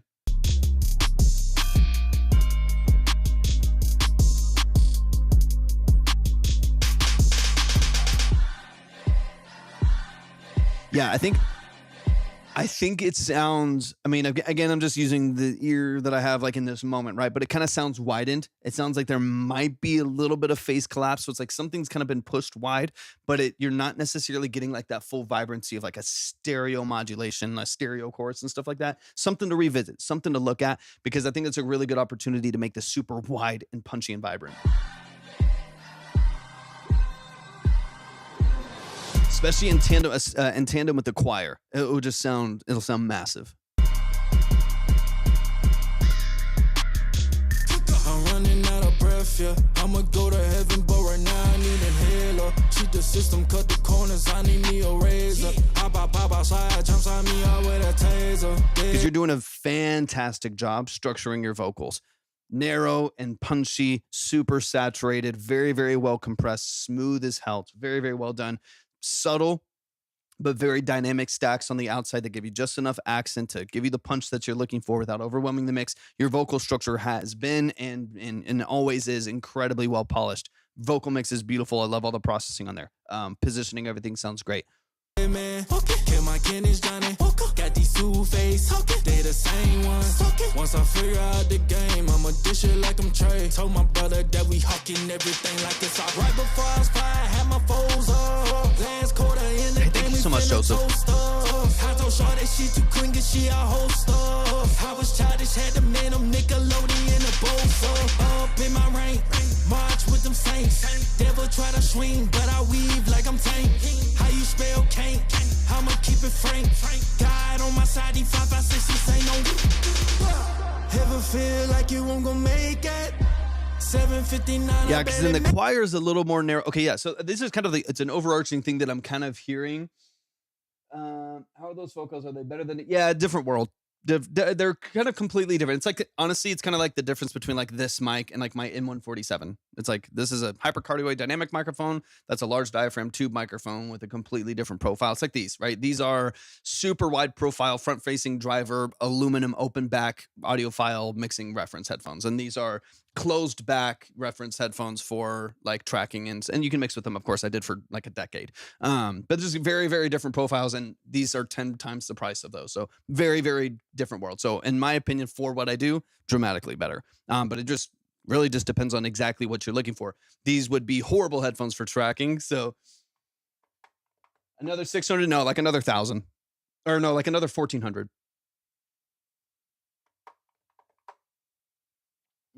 Yeah, like these are like $150, $160, and these are like 1,500, something like that. So but they're different worlds, right? So like these would be horrible for tracking, but that's not what they're for. So if you get them purpose built and it's exactly what you're looking for like a very specific reason, then they're phenomenal. But if that's not what you're doing, if you're not referencing and mixing, if you're not getting paid to do engineering often, then it's definitely just not going to be worth it. But if you are, then it could be potential to be able to reference at the highest quality pretty much anywhere that you go. Like for me, I'm on the go a lot. I'm moving around a lot. These have been really helpful. If I don't have like the focus I have in the studio, then like my actual monitors, then these are pretty fantastic for stuff like that. But yeah, so Zaya, this as a profile on the song, that's kind of the overarching point that I hear kind of in this song. Vocal production, so polished, so dynamic. It's wide, it's punchy, great filtering, great automation on everything that you're doing. And then at points in the song, the beat feels a bit narrow. When I hear the modulation on the pad, when I hear where the choir's positioned, things feel a little bit smaller, which makes the vocal feel very distinct. Now, you could put it as out as is, and I think it would be punchy and vibrant. And you're so good at what you do, you know, to connect vocally and verbally, that I think people will relate to it, they'll connect to it, and you'll be absolutely fine. But on the polished side, I still think there are a couple little things that you could restructure very, very lightly, largely and pretty much only on the production mix and production positioning, that could give this mix even more life and vibrancy, especially if you're working kind of in the vein of Travis Scott, Kanye, kind of like that vibe of this kind of oversaturated, highly compressed, real open production structure, something that Mike Dean does really well. Kanye obviously did really well in positioning that stuff with sampling. I think that's definitely the vein that I would look in. Yeah, if you can, like, it just depends on, I guess, how, like, the pads in the choir to me are missing a little bit of that openness, but I don't want them to be just widened if they're coming from mono, or like if they're a really like narrow sample or something like that that you pulled. Like you said, I think you pulled from TikTok. One thing that I would probably do is just for the choir. I think you said you pulled. Is it stripped from TikTok? Let me know that. Yasemin, thank you so much for hopping in. I appreciate you being here.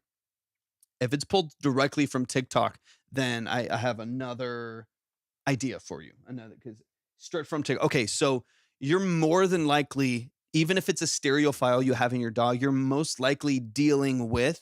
Um, hey, let's go, Forbidden.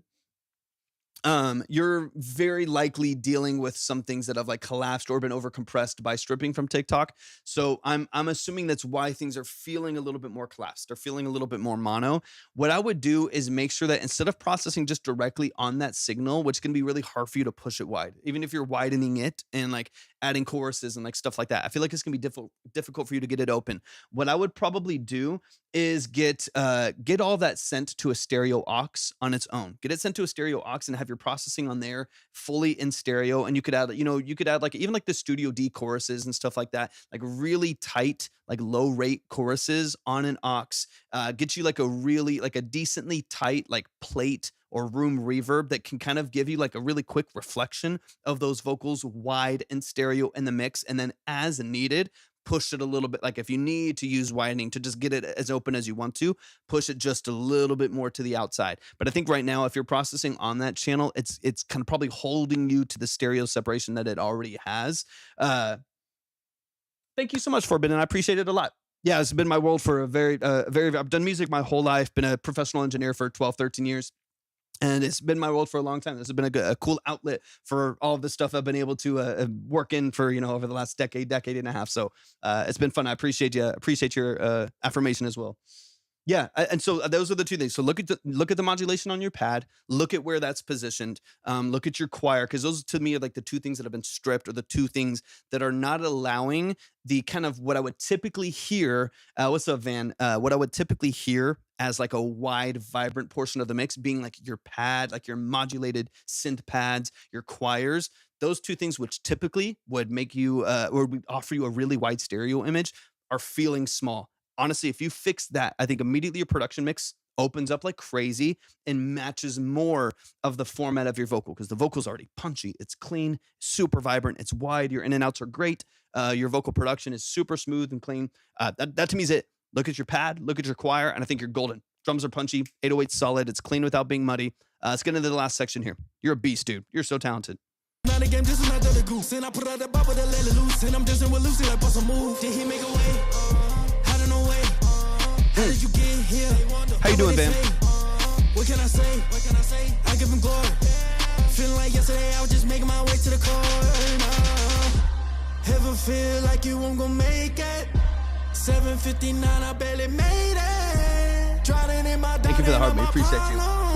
But he gon' see you through. You gotta call out like Yahweh. Really, really nice saturation on the vocal. It's tasteful.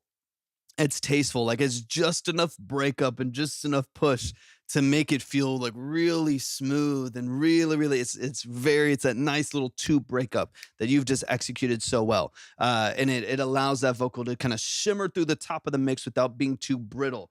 Yeah, 100%. So like, let me give you a quick example.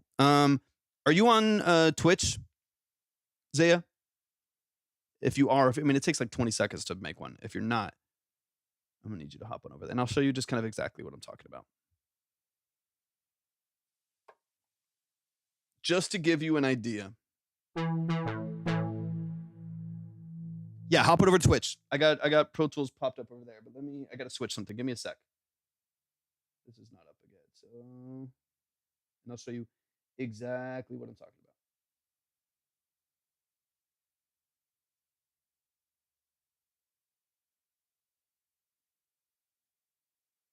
There we go. Oh yeah, that's what I'm looking for. Okay, let me just. I want to find something, and then you can, and then we'll talk about it. But let me.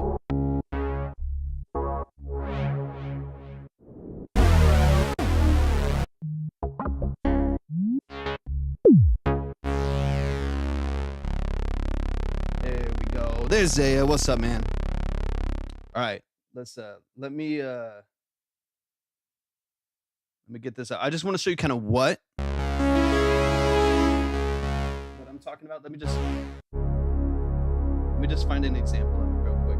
Hey, thank you so much for the follow, bro. Appreciate it. So we're back in mono here.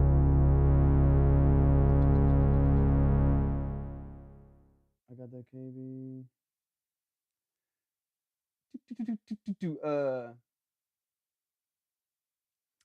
You can find, go to my link tree, click on see the line. You'll see it pop up there. Okay. Here's what we're gonna do. Just because, let's tighten this up.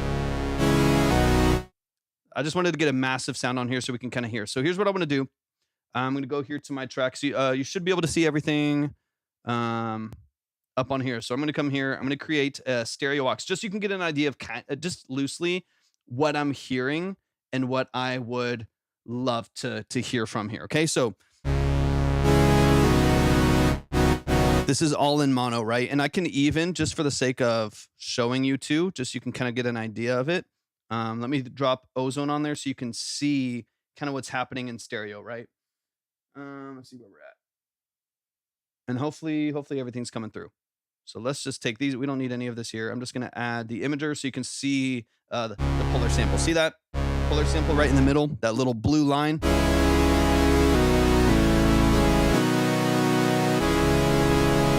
Beautiful, right? But it's completely in mono. So what I would do in like a situation, now obviously on this synth, we could add its own chorus. We could add its own like modulation and stuff.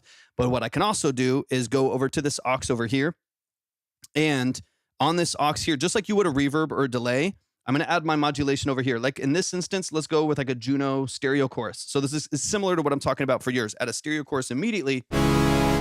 Whoops, I got to route it first. What are we doing? So we have the stereo chorus there. Now I'm going to send this Juno over to that chorus. It's going to be aux 2 in this instance. And bring it up. Yeah, and you don't even necessarily have to do that. So like watch, as soon as I mix this in,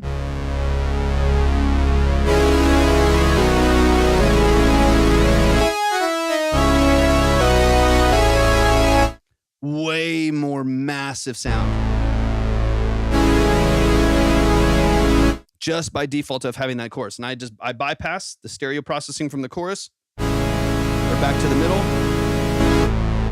Massive. And that's just the chorus. So that's not, ozone's not doing anything. Ozone here is just so you can see. Now, if I drop ozone down to what's being processed, so I'm just using ozone as an imager. I'm just using it to like show you what's going on, not to actually like, it's not processing. See all that information, all of that movement. Now you have this massive stereo image that sounds crazy. And so what you can do is like, this is kind of what I'm thinking about. Like if I have a really mono sounding, like in this case, if I bypass this again, let's turn this off. We don't need ozone on there.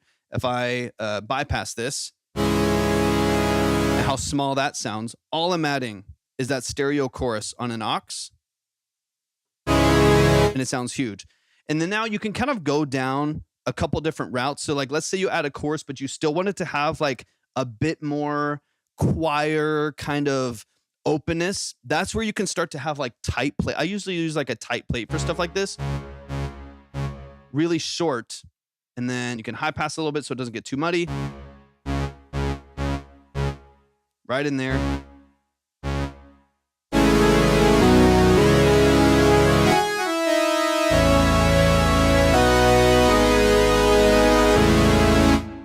And it has all of this openness to it. And then if you need, I'll just kind of give you another example. Now you have a couple that you're using. My favorite is just the one that's built into it. If you need this, you might not need it because this already sounds so much more massive. It already sounds way bigger. But if you need to go any farther, I can push this out a little bit more.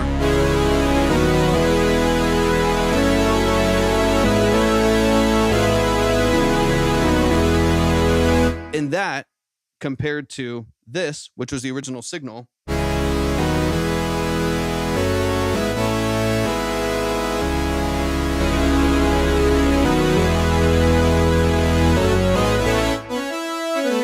crazy. I mean, it's like a different sound. It's a completely different vibe, right? Yep, that's same with like your pad and stuff that you have in there as well, right? So it's like it's small little things like that. Like that was 5 minutes of processing trying to figure it out, like while on the camera and like whatever on one aux, and you're adding like a short plate reverb and mix it in tastefully. And then what's cool is like you can just do this to taste, right? So I can bring this down here and have none and automate it. If you want the choir narrow on the verses and massive on the hook or something like that,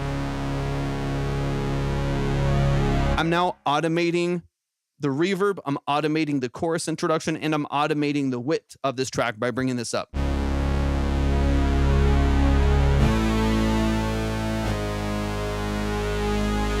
But it's as simple as a short plate. That's a free plugin. The little plate reverb, this one right here, that's a free plugin from Sound Toys. It's great. Or just use any stock one. But it's like, exactly. So like when you're talking about like Kanye, Travis Scott, like I guess the backbone of those Kanye records and Travis Scott records is Mike Dean. And that's all.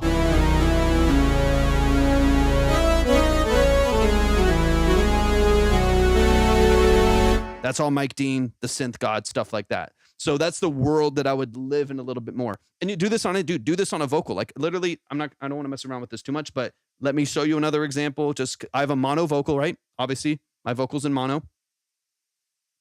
And so if I have that stereo processing, now I'm on a vocal, right? Now I move this aux with all that crazy processing. I put it on my voice, and let's hold on. Wait, that's not the vocal. So if this is my vocal here, I can bring this up like crazy, and now you have this weird, funky chorus. Now, this is on some of the stacks that you're talking about, and you have 10 vocals going to an aux with this chorus and a plate, and it's wide, and it's crazy, and it's kind of hitting you from all directions. And then you just open up this and change it to a hall, make it nice and long, wet up the signal a little bit, because all this stuff can make your vocal now sound massive, right? From a dry, narrow signal, similar to what we're talking about with your choir or your pads, to something that sounds like you're talking to like a 20,000 seat arena. Because you get that little modulation from the chorus, you get that plate reverb that's nice and long. Like this literally sounds like I'm like talking to a crazy audience. Like that's massive. Anyways, enough of that. You get the idea. I think that to me is like some of the little small like missing pieces of like giving you as much, dude. I feel like, and again, not that all of these little details are like the missing piece that'll like change your life, but I think the idea, right? The idea behind what these tools do will just take your sound from feeling, Veronica, thank you so much for the follow. Take your sound from feeling like small and narrow and limited and restrained to like just massive. Like imagine putting that on a snare drum, right? A modulated plate reverb that's wide on like a gated snare drum. Imagine putting that on your pads and your synths. Imagine putting that modulation and that energy. It sounds like you're in heaven when you're changing those things. All right, let me take these off so my processing power is a little bit lower since I'm trying to run with no latency. Let's take these off. But you get the idea, and you're a beast. I know you can figure all this out easily. I try to have as much fun on those auxes as possible, just because it can totally totally wake up your sound. Let me just hear the outro of the song real quick, bro, and then we'll let you off the hook. But yeah, I'm loving what you're doing, man. Loving what you're doing. You're so talented. You already know that. I just am honored anytime we get a chance to hear your music. Veronica, I'm in San Antonio. It's chaos right now. I'm not currently in my studio because I moved out of my studio in Dallas and we moved across the state. So I'm in very much so a limbo right now. Hopefully over the next month or so, I'll be able to rebuild a studio again and get back into the flow of things. But right now, all my gears is in boxes and tubs and stuff like that. Yeah, this is fire, bro. Got you, Seiko.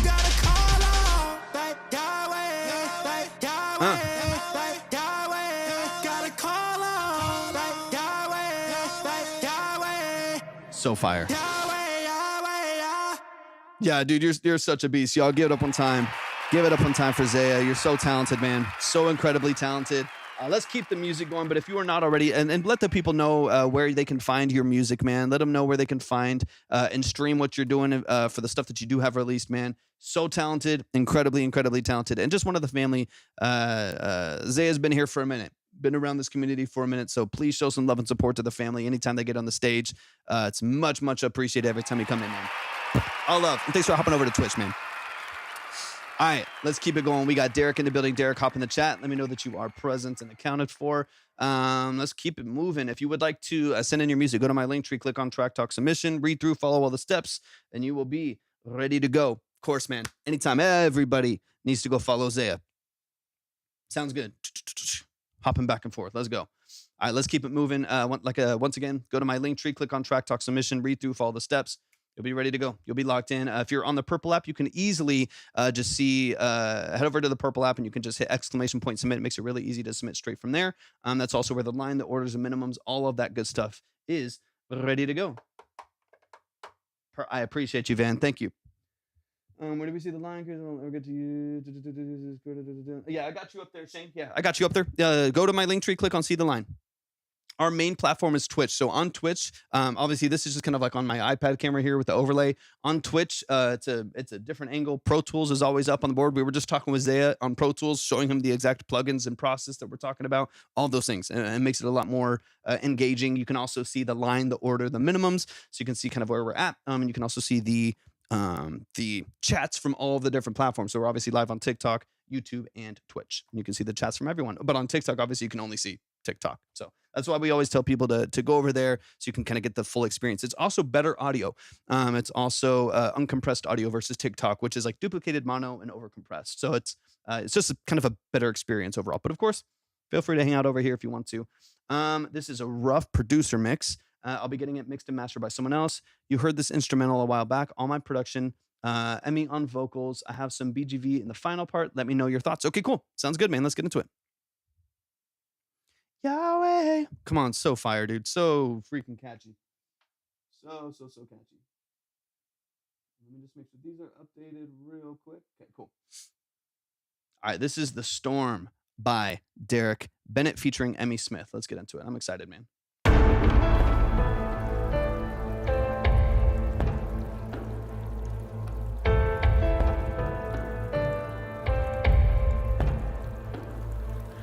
Waters rushing in, But unmixed, right?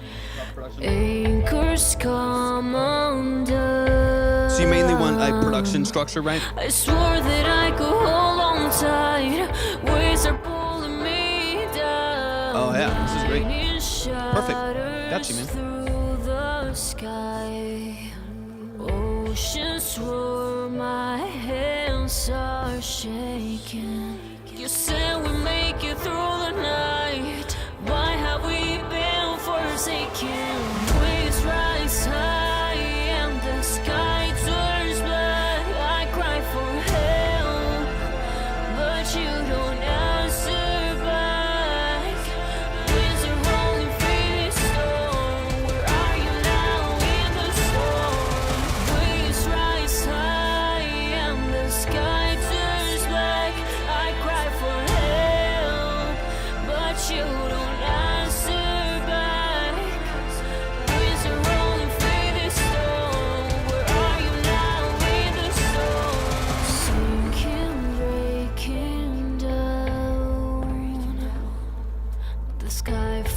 comes down with fire and rain. I call your name but hear no sound. Can you hear me calling out? Really cool voice. You are near, please show me now. Before the waves they pull me down. My hands are weak, my hope is gone. So good. I can hold on any longer. Waves rise high and the sky turns black. I cry for help, but you don't answer back. Winds are rolling through this storm. Where are you now in the storm? Waves rise high and the sky turns black. I cry for help, but you don't answer back. Nice. Makes sense. Winds are rolling through this storm. Where are you now in the storm? Whisper, do you feel? Any opportunity to still track more vocals, or is that locked in? I know sometimes it's tough. I'm curious. The sea stands still at your command. I drop down to the floor, overwhelmed by your peace. With trembling hands, I finally see that you are here next to me. Waves rise high and the sky turns black. I cry for help, but you don't answer back. Winds are rolling through this Love the stamps. Where are you now in the storm? Waves rise high and the sky turns black. I cry for help, but you don't answer back. Winds are rolling through the storm. Where are you now in the storm? Winds are rolling through the storm. Where are you now in the storm?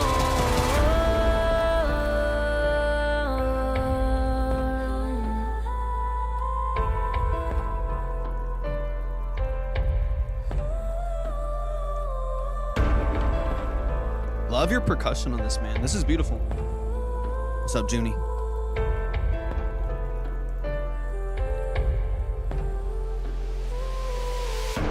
Yeah, it's got to be like my favorite production from you, man. That's The Storm by Derek Bennett. Let's get straight into it. I'm going to play from the beginning.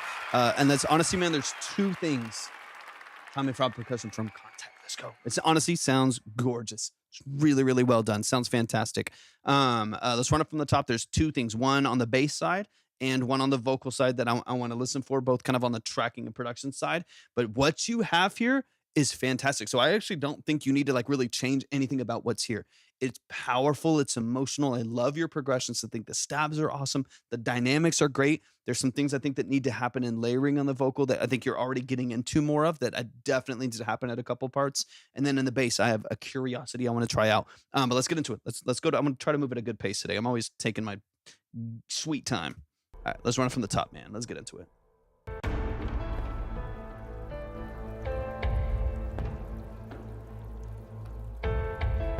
Switch over to oh, you said you have it open on YouTube so you can see it. That's perfect.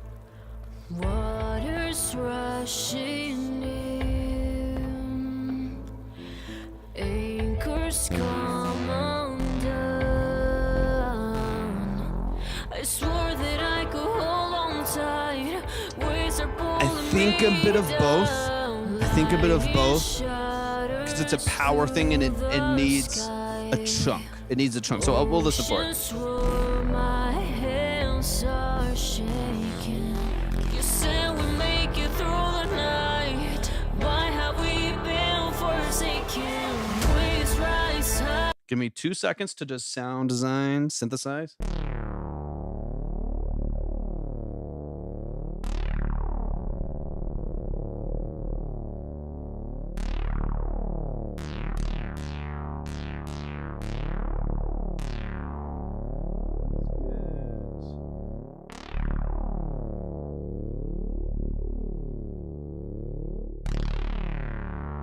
Let this sustain a little bit more.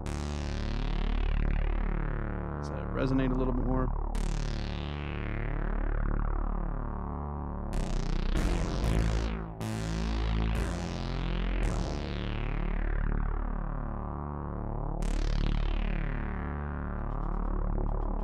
Hey, thank you so much, Kat. I appreciate you.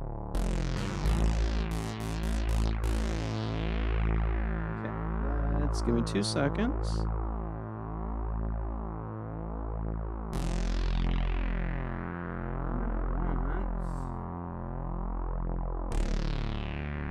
I'm already liking a lot of this, but needs a little.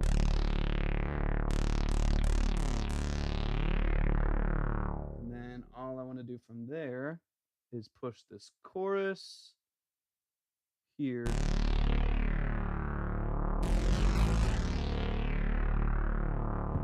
Perfect. And I think that's all I want out of this. And then let's go on it. This is the yeah, you should be able to see it on YouTube. Oh, you can't see that side of it. And then Veronica, I got you. This is the Jupiter 8 from Arturia, the V from Arturia.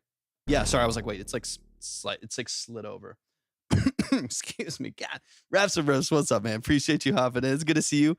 Okay, so here's what I'm listening for. 2 things, and that's the only 2 things I want you to address as of now. And then, of course, getting it mixed is going to be its own process that you can delve into, right? And so I'm not going to really touch the mix aspects. What I'm missing is some growl in the production structure. Hey, thank you, Cube. I appreciate it.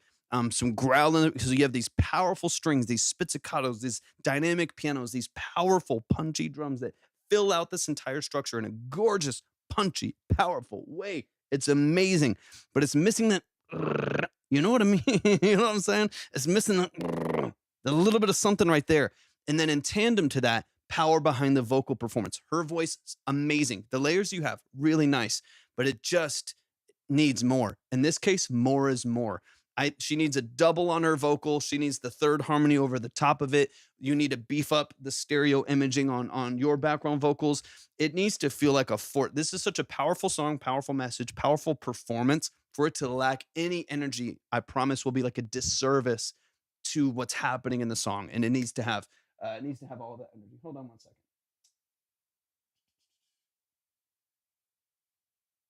And we're back. Okay, sorry. I was like getting something popping up here. So let's hear this real quick. Let's run it from the top. And then on the bass side, you have like a hollow, like sub bass, right? Underneath it. Just, and it's meaty. It's got a lot of low end, obviously, to it. And it fills out the far low end. But I would love to hear that little. This still has a sub oscillator on it.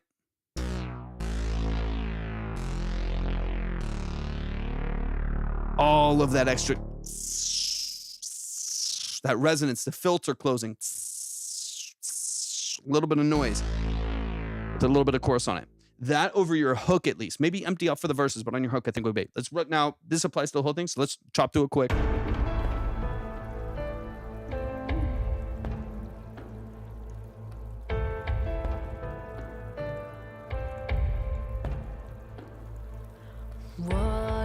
Like, I like keeping this a bit more empty, right? Anchors come undone. I swore that I could hold on tight. All right, minimums have changed, so y'all make sure you'll keep an eye on the line. Lightning shatters through the sky. Oceans Like, I like the dynamics of everything here. But when you're doing these punches on the hook, it needs a stack of vocals to support it. Not just the melodies, right? Not just the ad-libs to fill in gaps, but to fill in energy. So when you get into this hook and you stack this dun dun dun dun dun and all that stuff, give it some punch, give it some energy, and you'll be in a good spot. My hands are shaking. You said we make it through the night. Why have we been forsaken? Waves rise high and the sky turns black. I cry for help. Even just hold on. Let's beef this up. Give me a sec. Give me a sec. It's already like sounding the way my brain's imagining it.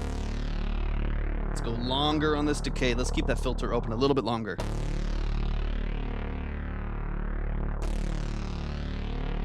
And then, yeah, it's already like more of what my brain is like imagining. As soon as the hook hits, it just opens up the entire structure. Just following the progression, no real movement. 2, 3. Come on.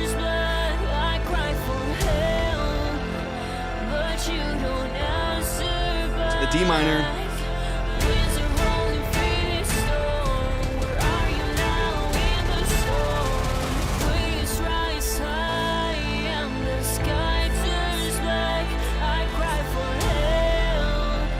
It just adds this, you still get the subharmonic. You get this down here, but you also get over the top of it. You have this whole wrapping that's happening of that sub underneath, the saw underneath,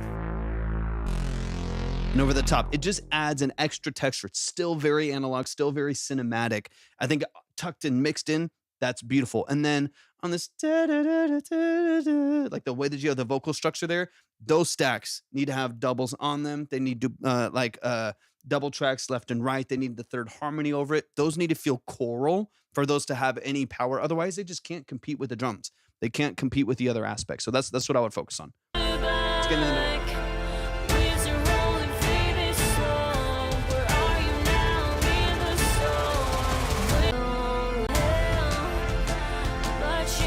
It's so annoying. Go to YouTube. YouTube's usually fine. It's like you can see him on the other one, so you know.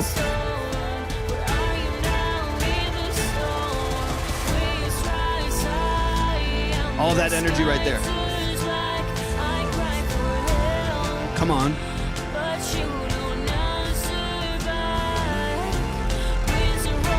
Come on.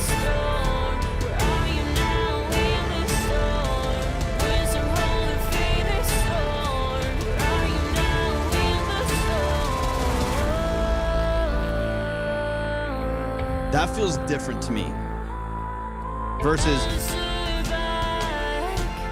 it's still beautiful, but it's missing that meat and the vocal structure.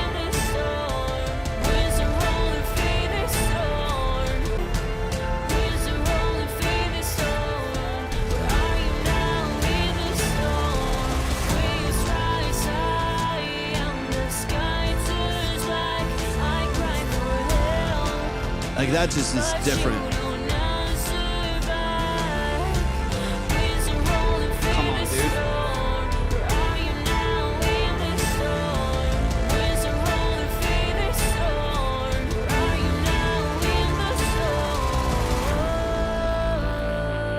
It makes a difference, bro. To me, that is like the answer. Something like that, a brassy vintage analog emulated, of course. Underneath it, that, come on. I mean, that's one of my, this is why I got a Juno. That's like one of my favorite sounds in the world. So I'm going to be a little bit biased. But there you are. But that tone, it just adds, it keeps it cinematic. It gives you tons of texture and tons of layering because that one sound it's like strings, right? It's like just adding a string plugin. There's multiple tones happening at the same time. I would keep the bass going depending on the vocal structure.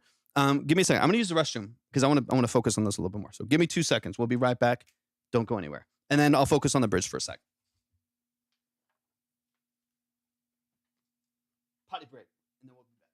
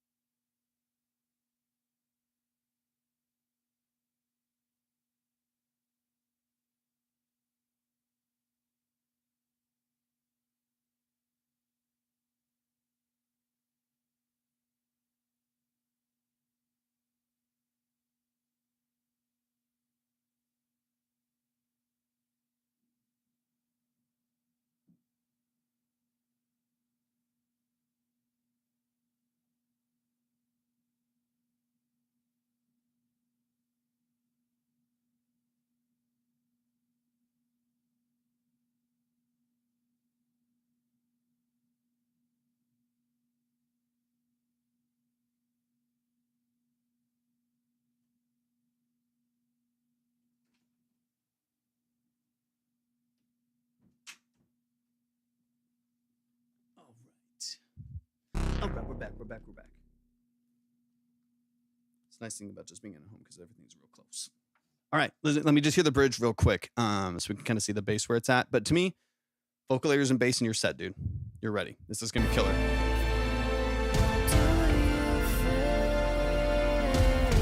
I think here it would be nice to empty out quite a bit. Maybe even automate your strings down, take out some of those elements here to clean that up. Just because I think then otherwise you'll lose dynamics. I want the last hook to matter, and I think if there's too much happening too often, if there's too much happening too often, and it's always loud.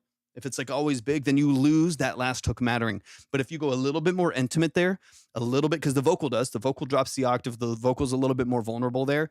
If you also make the instrumentation more vulnerable, and then as soon as the last hook hits, the bass comes in, the vocal layers come in again. This feels super dynamic and super contrasted, which to me makes this way more emotional sounding. Way more emotional sounding. So that would be my recommendation. Y'all show some love, man. Show some love. Hey, Amy Robinson, thank you so much for hopping in. If you would like to submit, we're going to be closing the lines here in a minute, and the minimums have updated. But if you would like to submit, go to my link tree, click on Track Talk Submission, and then you can read through and follow all the steps here. You'll be ready to go. But we'll be closing things up in just a little bit to new submissions. So if you all want to get in now, would be closer to the time. Okay, let me double check Raps, and then I'll make sure that it is at the most recent spot. But please, everybody, show some love and support to Derek Bennett. Derek, this is my, honestly, just like straight up, I feel like it's my favorite production from you. It feels really dynamic. It feels really cinematic. And it just feels like one of the most polished ones that I've heard from you. Makes me so happy to hear stuff like this from you. It just feels authentic. And I really feel like you're like coming into your own as a personal producer, but also in your ability to like communicate with other producers and kind of get what you want out of your music. So please, everybody, show some love to Testament Worship, to Derek Bennett on your solo and collaborative projects, man. Just so proud of the work that you put in. Let's keep these updated. So let me see. And then is it JS, Raps and Riffs? Is that JS? Is that you? Just so I can make sure I got the right.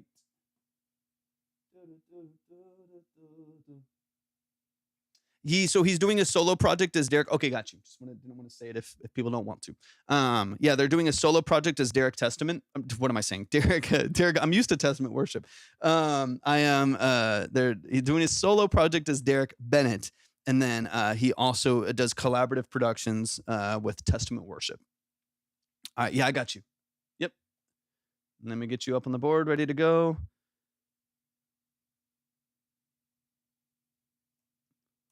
We got Raps and Riffs in the building. It's been a minute, Raps. I'm excited to hear what you've been working on.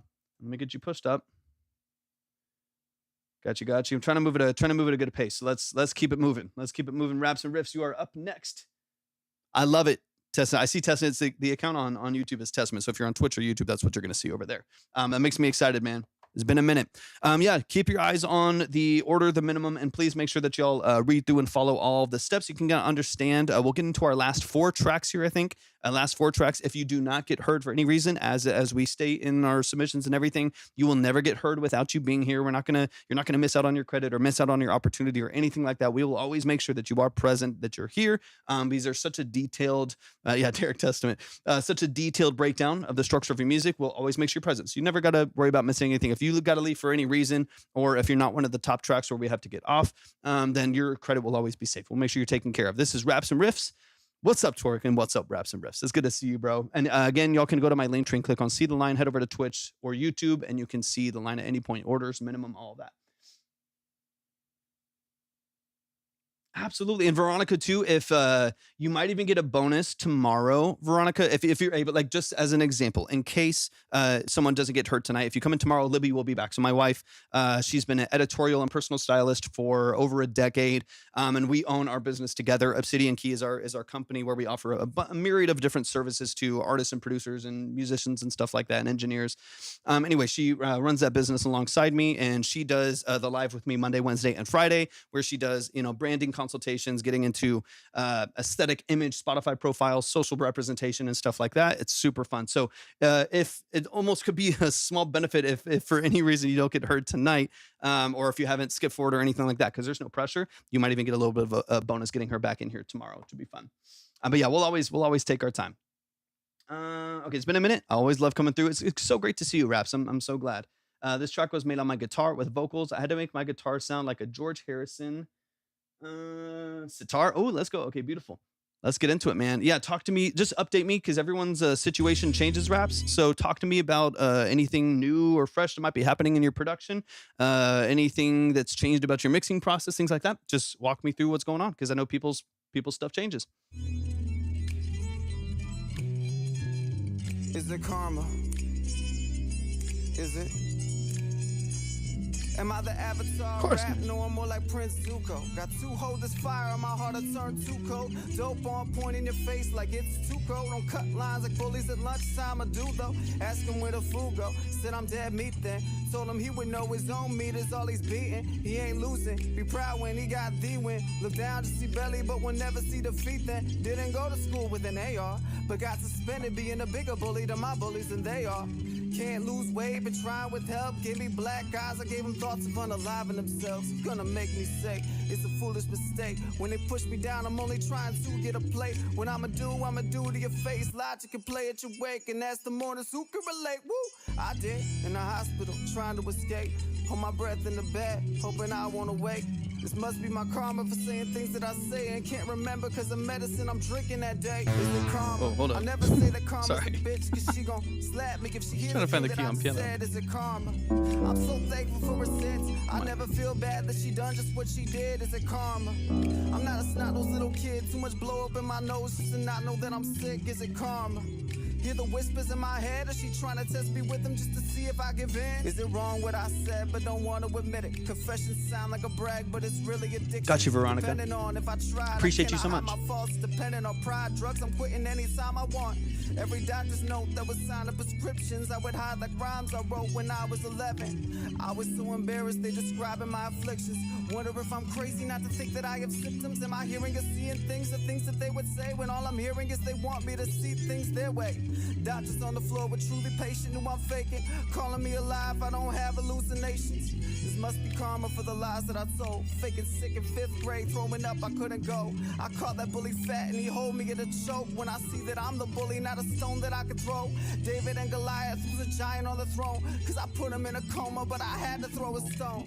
Now they think I'm sick and they still won't let me go on disability checks, even when they sent me home. Is it karma? Remind me what you were like recording with. I think you have like a Fender guitar, right, or something. But like, what's your tracking process look like? What are you using? I never feel bad that she had done just what she did. Is it karma? I'm not a snot-nosed little kid. Too much blow up in my nose just to not know that I'm sick. Is it Vocal karma? straight to the phone too? She hear the whispers in my head. Is she trying to test me with them just to see if I give in? Is it karma? Why am I sharing my story? Some laugh and think it should be embarrassing for me. Cause some of y'all wanna act like stupid motherfuckers. I'm still living with Dave? moms. You assuming other dumb shit. I never Let's got go, a dude. job. Come on. I never gotten up, punching it with no That's hands. fire. There's no We gotta time get to you a punch. mic though. We gotta Sad get you a thing mic. is, It is fire. parents I love that forget. you're doing that. Doctors push pills, they get strapped into beds. Abused by a system where they have it to live on the 5th floor where someone end up You're talented, dead, man. actually dead. A lyricist, To my bully, through and through. Sorry that I said you were fat, but if I'm in a battle and you're sensitive to that, the crowd will go crazy with that target on your back. Whatever I say, I know that karma get me back. You That's calling what I'm me a talking junkie, about. I Let's won't go. What'd you argue get? with that. Should I use Tell me, junkie tell as a me. label like it's part That makes of me my happy. You brand? deserve I that. make fun of You sober deserve that, kids man. that never dropped out of school. When I'm trying to stay clean, but I know that it's not cool. Because to me, that's like one of your small barriers. Not that you can't make magic happen with really simplistic stuff. You can. 100% you can.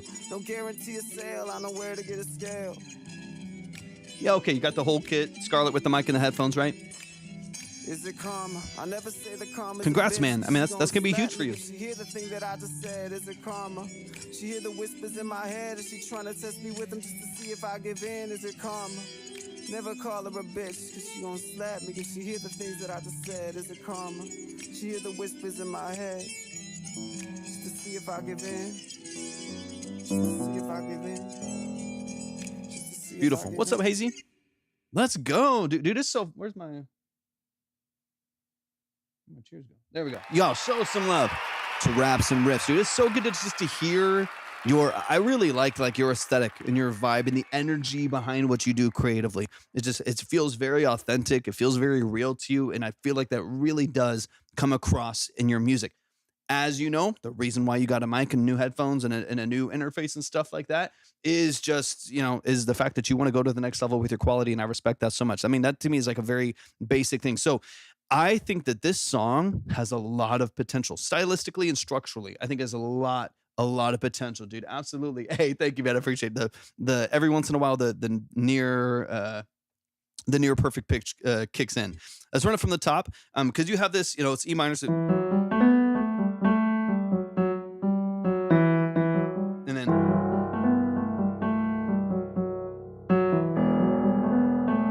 it's a really cool melody structure. It does get lost in just the processing and positioning that you currently have, right? What I would do, here's what I would do. Once you get everything, you said you just got it in today.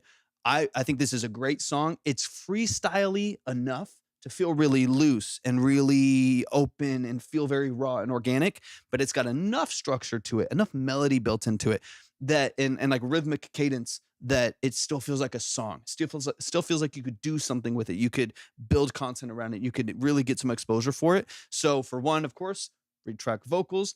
Yeah. Just have a snap on the drum machine. Perfect. Retrack vocals, get your lead vocal centered right down the center, get accents if you need them, double tracked on left and right side. And then on the guitar side, I would do a couple things separate and then still loop them in BandLab. Even if you still go straight into BandLab, you can still do that. Or of course, if you're going into a different DAW, you have a bit more control. But I would have one that just does this E to the C, right? On the slow end. And that's your bass line. You could process it. Ableton now. Beautiful. Let's go. You're leveling up, man. Well deserved. Very, very well deserved. Follow that bass line right there with what you're doing with like the low octave of the guitar, with like the bass boosted, a little bit more low end information, right? And then on the acoustic, on the high end, the one that you're processing, kind of like a sitar, it's got like a high octave to it that gives you that really interesting process on like your high lead acoustic at the top there, which I love. One that follows that melody. What I would do is double track that, right? And you need it tight because you're going to loop it. They need to be really, really locked in. But track one on the right and then track one on the left doing the exact same thing. Exact same time. Track it as many times as you need to lock it in on the left and then push it like 75%. So you're going to get like a bass with maybe like a rhythm acoustic in the middle. And then you're going to get that lead with the octave pushed to the outside in addition to your like any vocal doubles that you have to the outside and then your lead in the center. That alone, just double tracking the lead and keeping the bass more central and then keeping your lead vocal in the center and then double tracking accents on the outsides. That alone turns this into a way more open, vibrant, polished record, right? All of a sudden you have this, vibrant kind of, oops, not that, don't do that.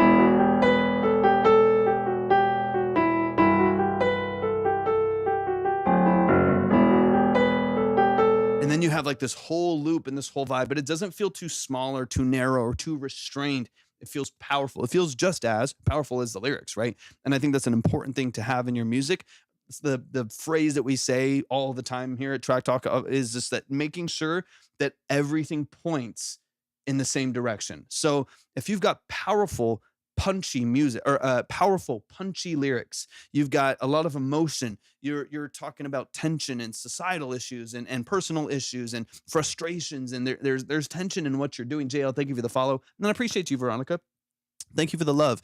If you have tension in what you're doing stylistically, but that's not represented in the way that it's produced or mixed, then you will miss on the cohesion of those things. And you hear this happen in music all the time where like something is like, it's a sad song, but nothing about it feels sad. It feels kind of disconnected, right? And sometimes you can use that strategically, but in this case, you've got like a lot of heavy lyric structure and a lot of like really intense rhyme schemes and lyrics that like really poetic things that are happening. There's almost like a lot of spoken word in this, really, really deep lyric structure, and you're missing out on some of the power behind the production supporting it.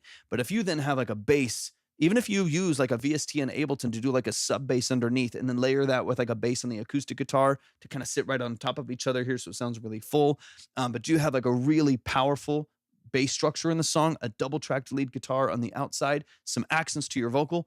Now you have a production and a mix structure that matches the intensity of what you're doing vocally and lyrically. And if that's the case, now it feels like a record. Now everything's pointed in the same direction. Everything feels powerful. Everything feels dynamic. And I think that would be something I would love to hear in what you're doing.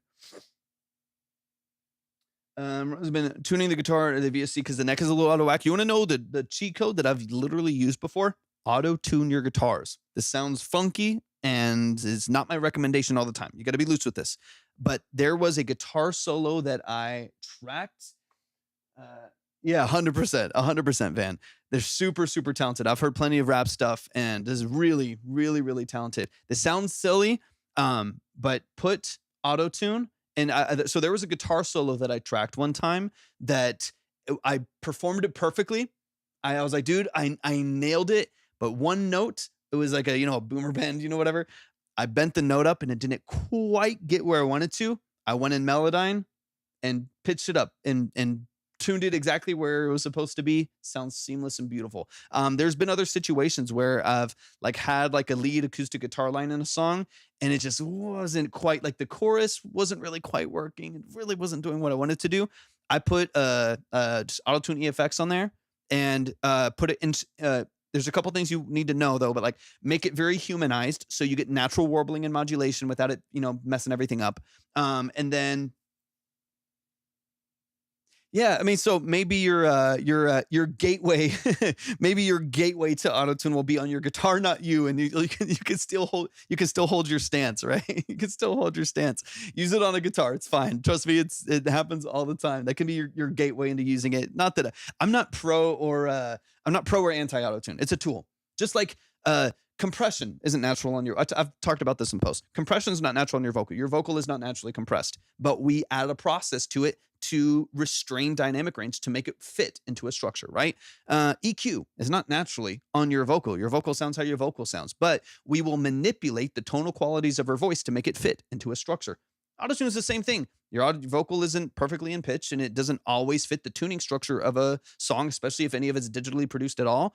So you use a restraint on the pitch structure to have it fit into the structure. That's the way that I see auto-tune.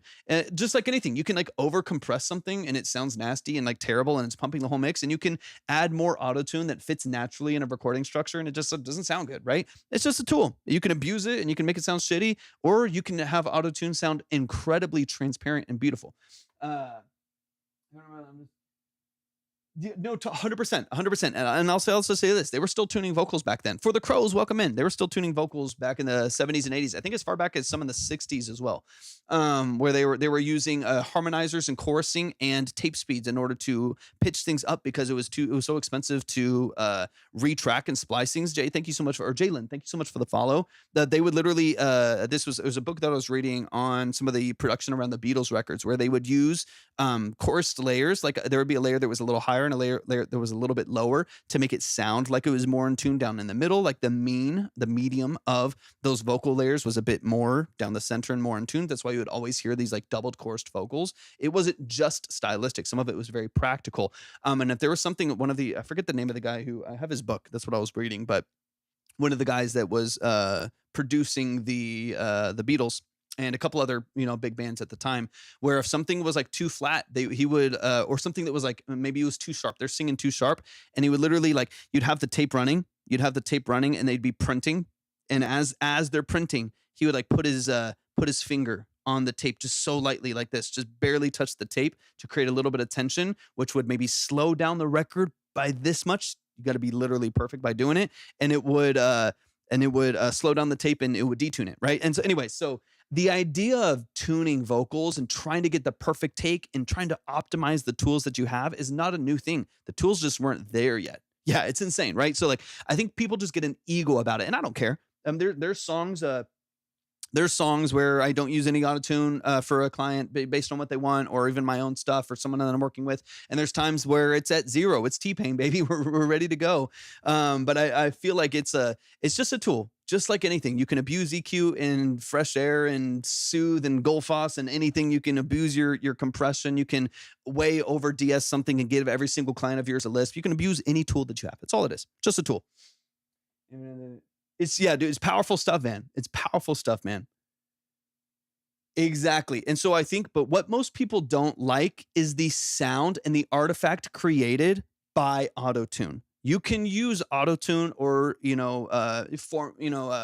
plugins like Melodyne and stuff like that to have incredibly transparent vocals that you would like never know. Like you wouldn't think that they're auto-tuned, but they do have pitch control. They do have manual control over the pitch of each individual note, the modulation of their vibratos, the formant shifting when they're tuning. They have so much control over everything that you're doing, but you don't know. And that's kind of the goal, I think, for most people. Most people just hate hearing like a soft analog, like natural acoustic record with 10 millisecond retune speed on auto-tune EFX. And they're like, this doesn't sound good. Like, it doesn't sound like it fits a production structure. But what they really just don't like is that they can hear it. And oftentimes tuning done well is very transparent. Same with compression, same with EQ. Like some of the great records that we really love are very transparent in there. You don't hear them being EQ'd. You don't hear 10K being slammed. You don't hear them slamming an LA2A, whatever. You just hear this beautiful, saturative, smooth vocal that feels very clean and fits perfectly in a song. And I think that's more of what people are looking for. They just hate that they can hear the effects happening. And that usually is just an immaturity on the processing side. The better you are, the more you can build transparency. Those are the things I want you to focus on, Raps, because you're already in that vein. Let me just hear kind of like the outro of the song here, just so we can kind of get a quick feel of it. I know I'm moving too slow again.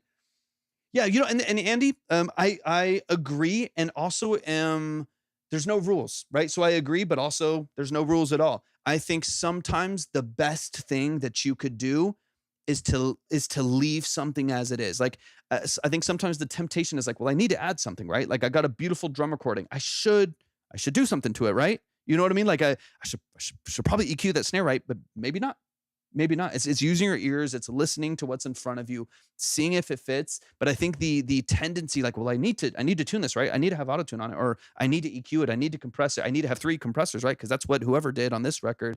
And is like, I think feeling that tendency that like I need to process can be really restraining for you and make you take a step back in your quality by over processing something that was probably more beautiful untouched. Vice versa can also be the same. If you have a lot of ego in unprocessing things, when you really could just add one little thing that could help control your dynamic range or the way that your vocals presented in a mix, don't let your ego get in the way of adding more things if it could be beneficial. But it all just comes down to what serves the song. That's it. Cut, dry, period. If it serves the song, it's right. If it's what you want and your vision came to life, then it's right, and no one can really tell you otherwise. 100%. Yeah, I'll typically have like a typical, right? I have stuff that I like I usually have a stack of compressors. I usually have probably 2 EQs and stuff like that. But it just depends. 100%. I grew up on the street, so I try to be as raw as possible, but trying to evolve smartly. Yep. And I think so. Some of it too, Rap, is like, and then I'll get into just the outro of the song here real quick, and then we can move on.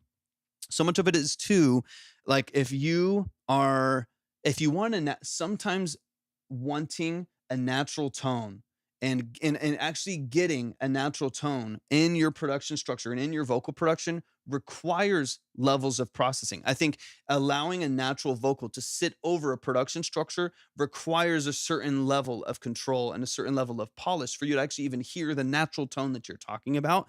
And then, but oftentimes if things aren't transparent, if your tuning structure isn't transparent, if the way that you're EQing and processing, the way that you're compressing isn't transparent, what you think is a natural vocal actually sounds more unnatural because you hear every little nuance and artifact that's going on in the mix. Okay, let me just run. I think we addressed kind of everything I need to. So let me just run out the outro here real quick. But I'm so glad that you upgraded, man. I can't wait to hear what you do with this, man. It's gonna be a blast. Because the skills are there. You just got to have a structure that supports it. A friend of the devil and a sheriff on my trail. Don't guarantee a sale. I know where to get a scale. Because if you can build that out.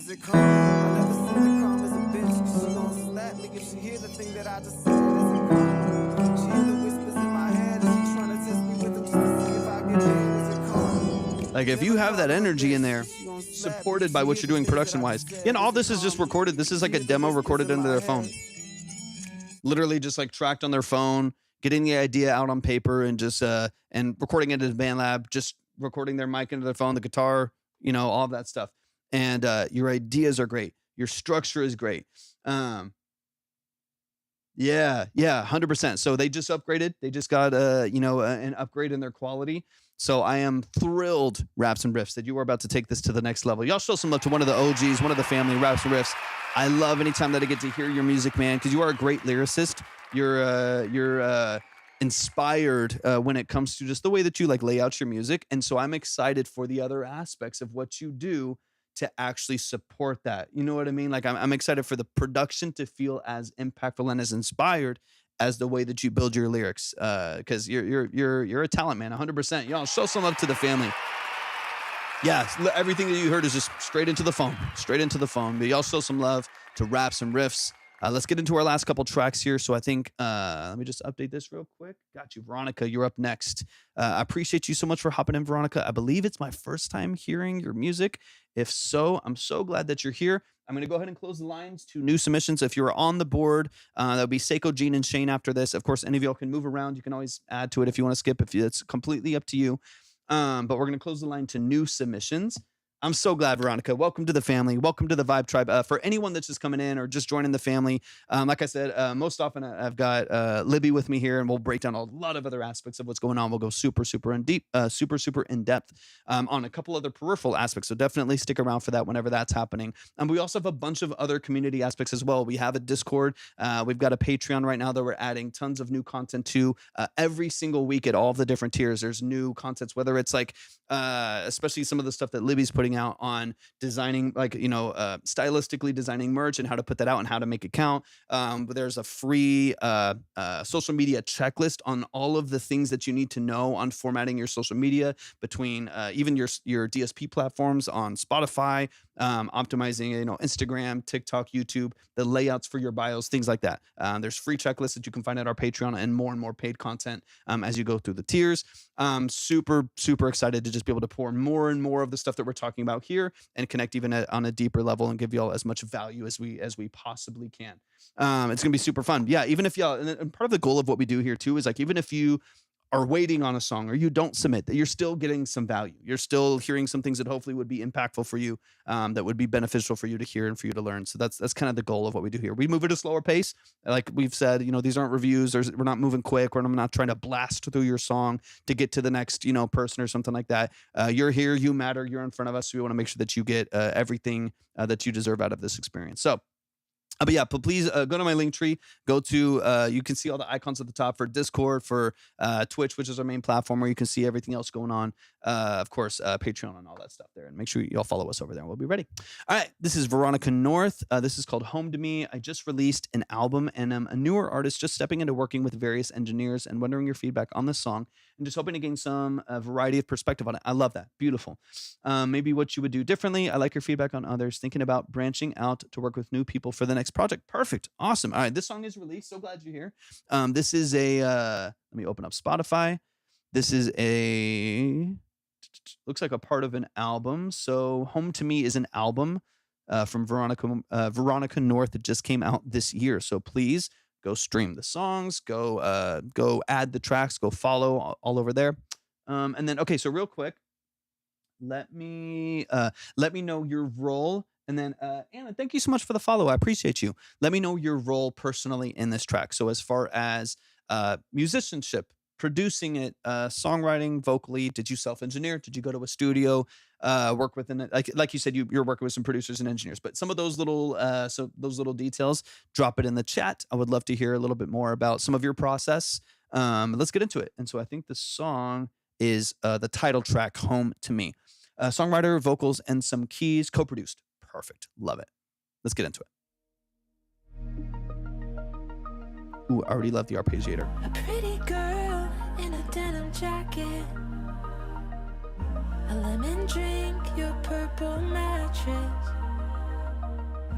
Been here before, no I haven't. I used to be a shitty actress, but now I'm talking late nights with you. Living in your bedroom, and you want me to. Now I'm in reality, far away from where I've been, and it feels like home to me.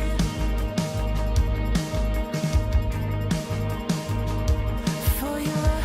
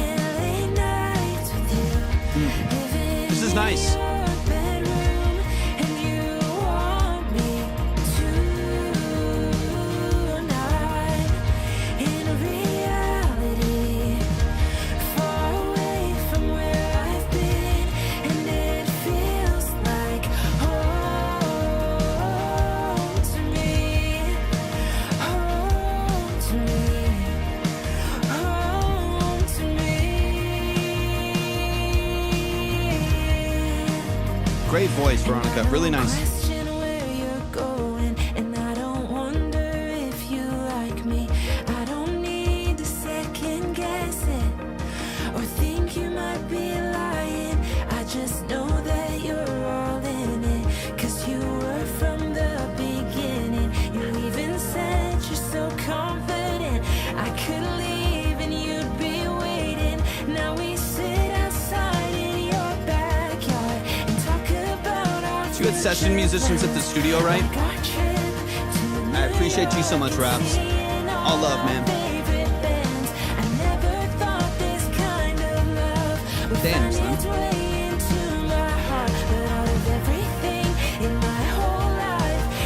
Who played drums and stuff? Okay, nice. Phenomenal. Sounds great. Sounds really nice.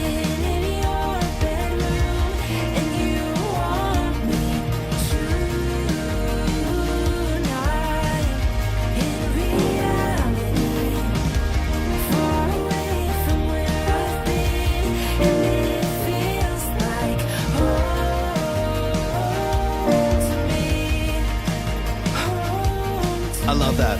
I love that. Damn, Slim, I'm sorry, bro.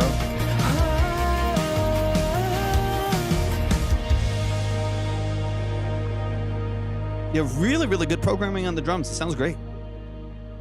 Y'all show some love. That is Veronica North.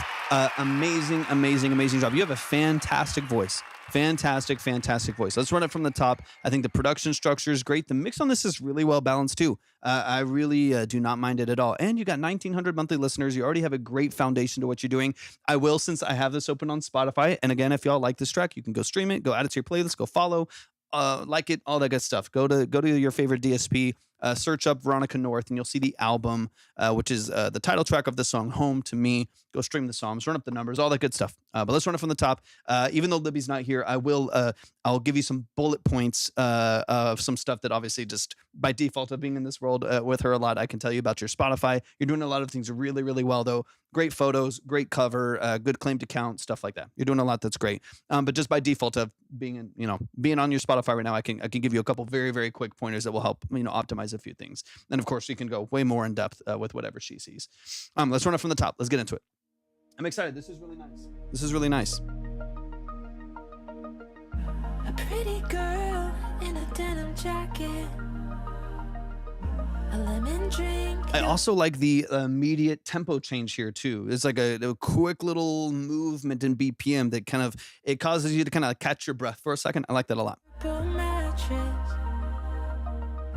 Been here before, no I haven't. I used to be a shitty actress, but now I'm talking late night. Causes you to kind of like, you know what I mean? I like it.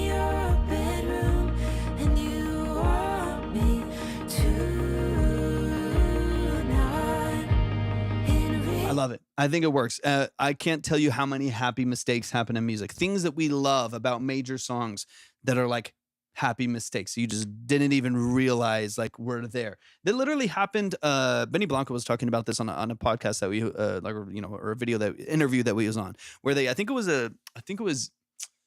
remember if it was like Chris Brown or someone else, but I'll make up Chris Brown just for the sake of it.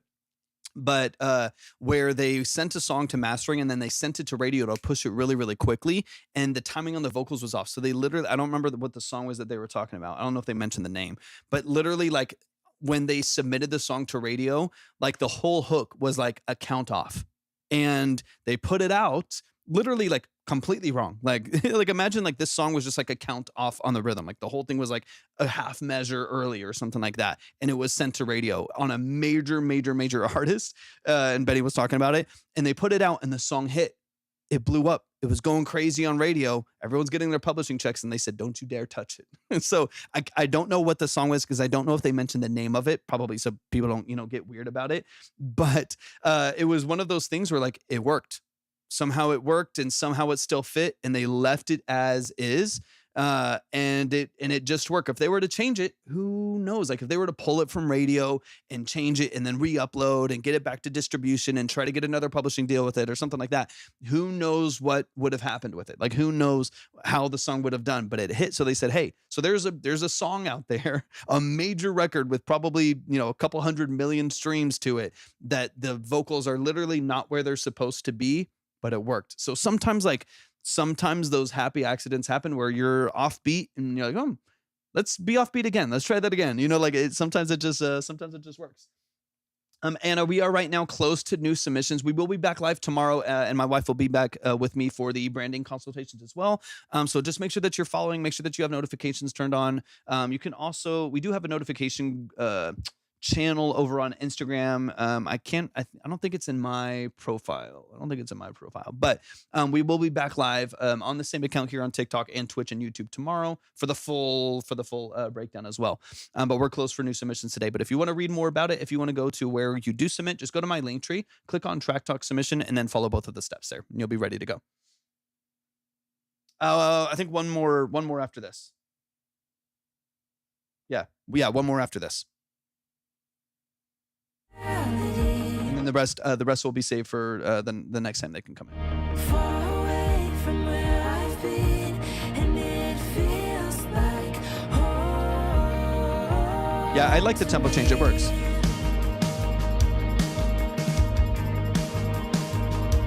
For your new couch, you ask my opinion, 'cause you know I'll be there to sit in it. And your friends see what I'm seeing. Something to say. Appreciate you hopping in. How easy it is. Now I'm talking late nights with you. Really good, tight harmony structure. Sounds fantastic. Living in your bedroom, and you want me to. Now I'm in reality, far away from where I've been, and it feels like home to me. Okay, so one thing, honestly, this is Veronica. This is a really nice mix.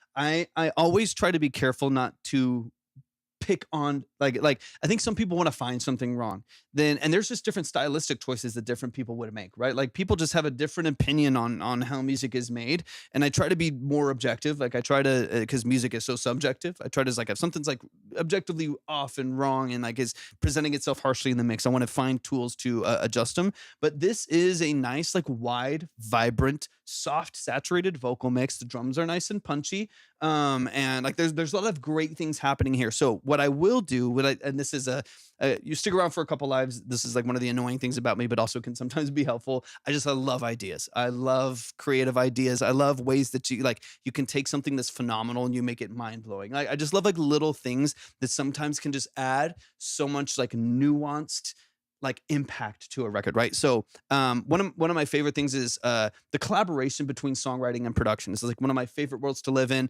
I've been a songwriter for a very large chunk of my life. In fact, most of my like personal success in the music industry earlier on came through like small publishing deals and being a songwriter. I love songwriting, but my whole life I've been a musician. So I've played drums since I was 4, classically trained pianist since I was 6 years old, taught myself guitar at 8, taught myself Pro Tools at 13, and kind of went from there. But I love the collaboration between melody and songwriting and how that glues you into the production. So one quick way that I think would be really interesting to do this, let me just back this up into the hook really quick, is to have occasional melodic followings in the production that follow your vocal melody in the production. Why do you use the SM57 for a vocal mic? I don't typically. I use a Neumann M147 tube microphone for vocals typically. But I'm also in between. I'm in like a 3-month long move that's kind of been crazy. So it's been we're not in studio. We're just in a random bedroom right now until we are able to set up a new studio again, which will probably take another month before we can move into our next house. Anyways, bullet pointed there. But I wouldn't typically, I have a couple of these I use on drums. I use them on guitar cabs and stuff like that. But my M147 is packed up in a box, and a couple of my other like tube mics and vocal mics and stuff are packed up. And I have another Neumann right there, but this is the way it's set up right now. So it does the job. And I'm also not tracking vocals right now. I'm just talking. But anyways, so here's kind of my perspective, Veronica. Let me back this up, and then I'll tell you my idea, and then you can see how that idea could work in different songs that you have, and some interesting ways that you could do that yourself. And this song is in D sharp major, so you have this off the G sharp.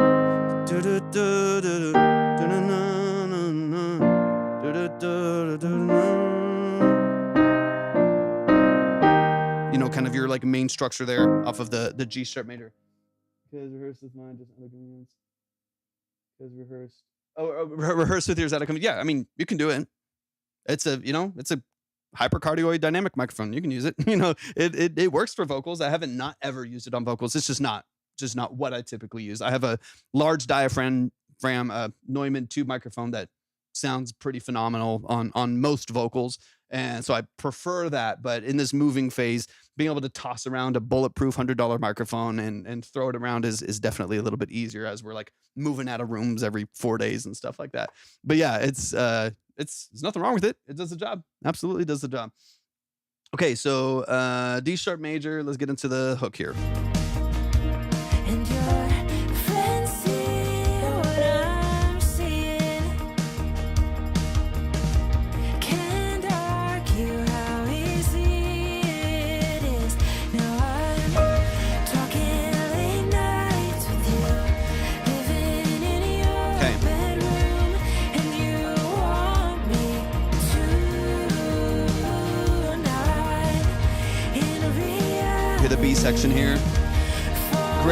Great melodies, great repetition. You're doing a great job on the songwriting. It's really nice. where I've been, and it feels like home to me. So anytime I hear that like secondary melody right there of the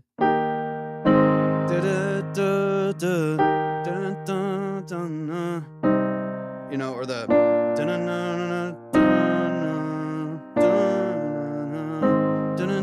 but that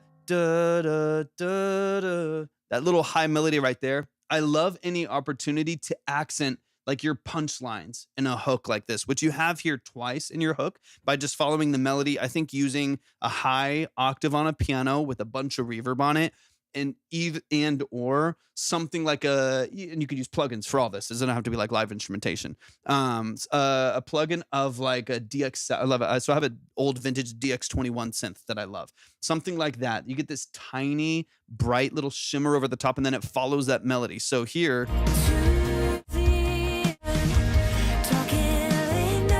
Let's let this build up.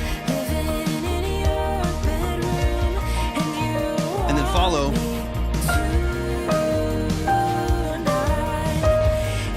And you can let it sit now, especially if, just like as an example, not to like overhit this point, but even just that. So what it does, what I like about what this does, it draws attention to like hyper looped melodies that you have in the song. So that melody happens like 2 to 4 times per hook. If you have a repeated hook, at least 2 times per hook, and then you have that hook like 3 times in a song. So since that melody has so much repetition to it, if you can like really guide people to it and amplify it and accent it, it's one of those things that's just going to be stuck in your head on repeat because you've brought so much attention by following the melody and the instrumentation, as well as, of course, having layers to it in your vocal that follow that same melody. So like all you need is like, I'm gonna have like a nice long one here, a little bit of a tail to it, and then I'm just going to like bring it down just to kind of show you what I'm talking about. And then it's just like an idea that you can toss into like any of your future records.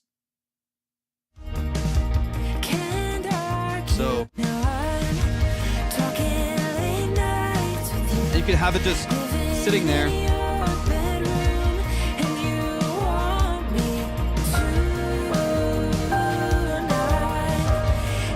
Just kind of floating there. You could go lower too. Might even be better lower.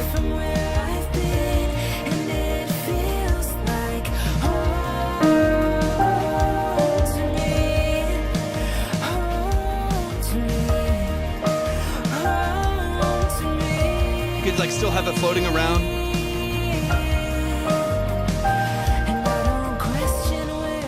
you go into like your B sections or your bridge here and like stuff like that. It's just like that little, it's like, it's the smallest detail, and it's just as an extra accent.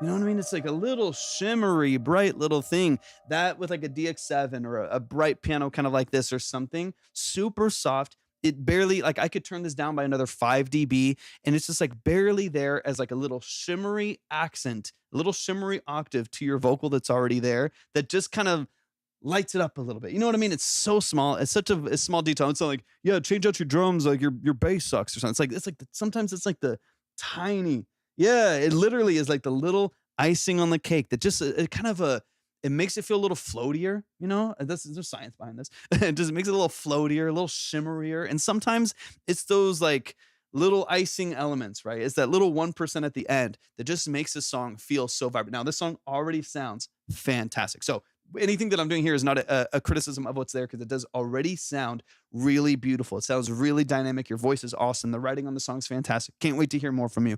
But I think these are like those little ideas that sometimes just make a song feel so like kind of fantastic. You know what I mean? All of that stuff. So, all right, let me skip forward a little bit. Let me get into this next section, and then we'll move. New York and seeing all our favorite bands. I never thought Love the this balance of kind synth in there too. It's nice. would find its way into my 100%, heart. man. But out of everything in my whole life, this has been my favorite part. Now I'm talking late nights with you, living in your bedroom, and you Can you follow? want me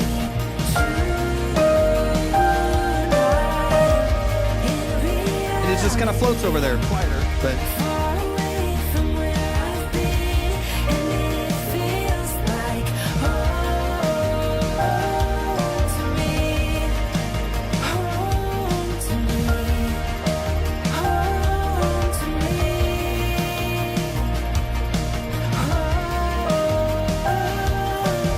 like following that little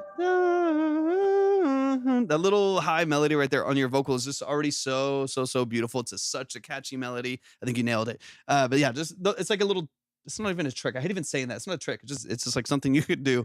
But it just gives it that like little bit of edge.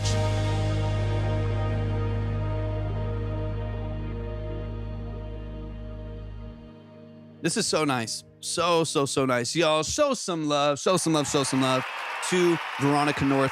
Fantastic song structure. I really do. Like, I like your songwriting. I like your structure. You understand how to format a song, build repetition. It sounds really, really nice. And on the mixing side too, I think it sounds really, there's, like I said, there's some stylistic things that I don't know if they're like, the way I would do something, but that doesn't mean anything is right or wrong. Like there's some like chorused double of your vocal that I think could sound a little bit more natural with how natural this production sounds.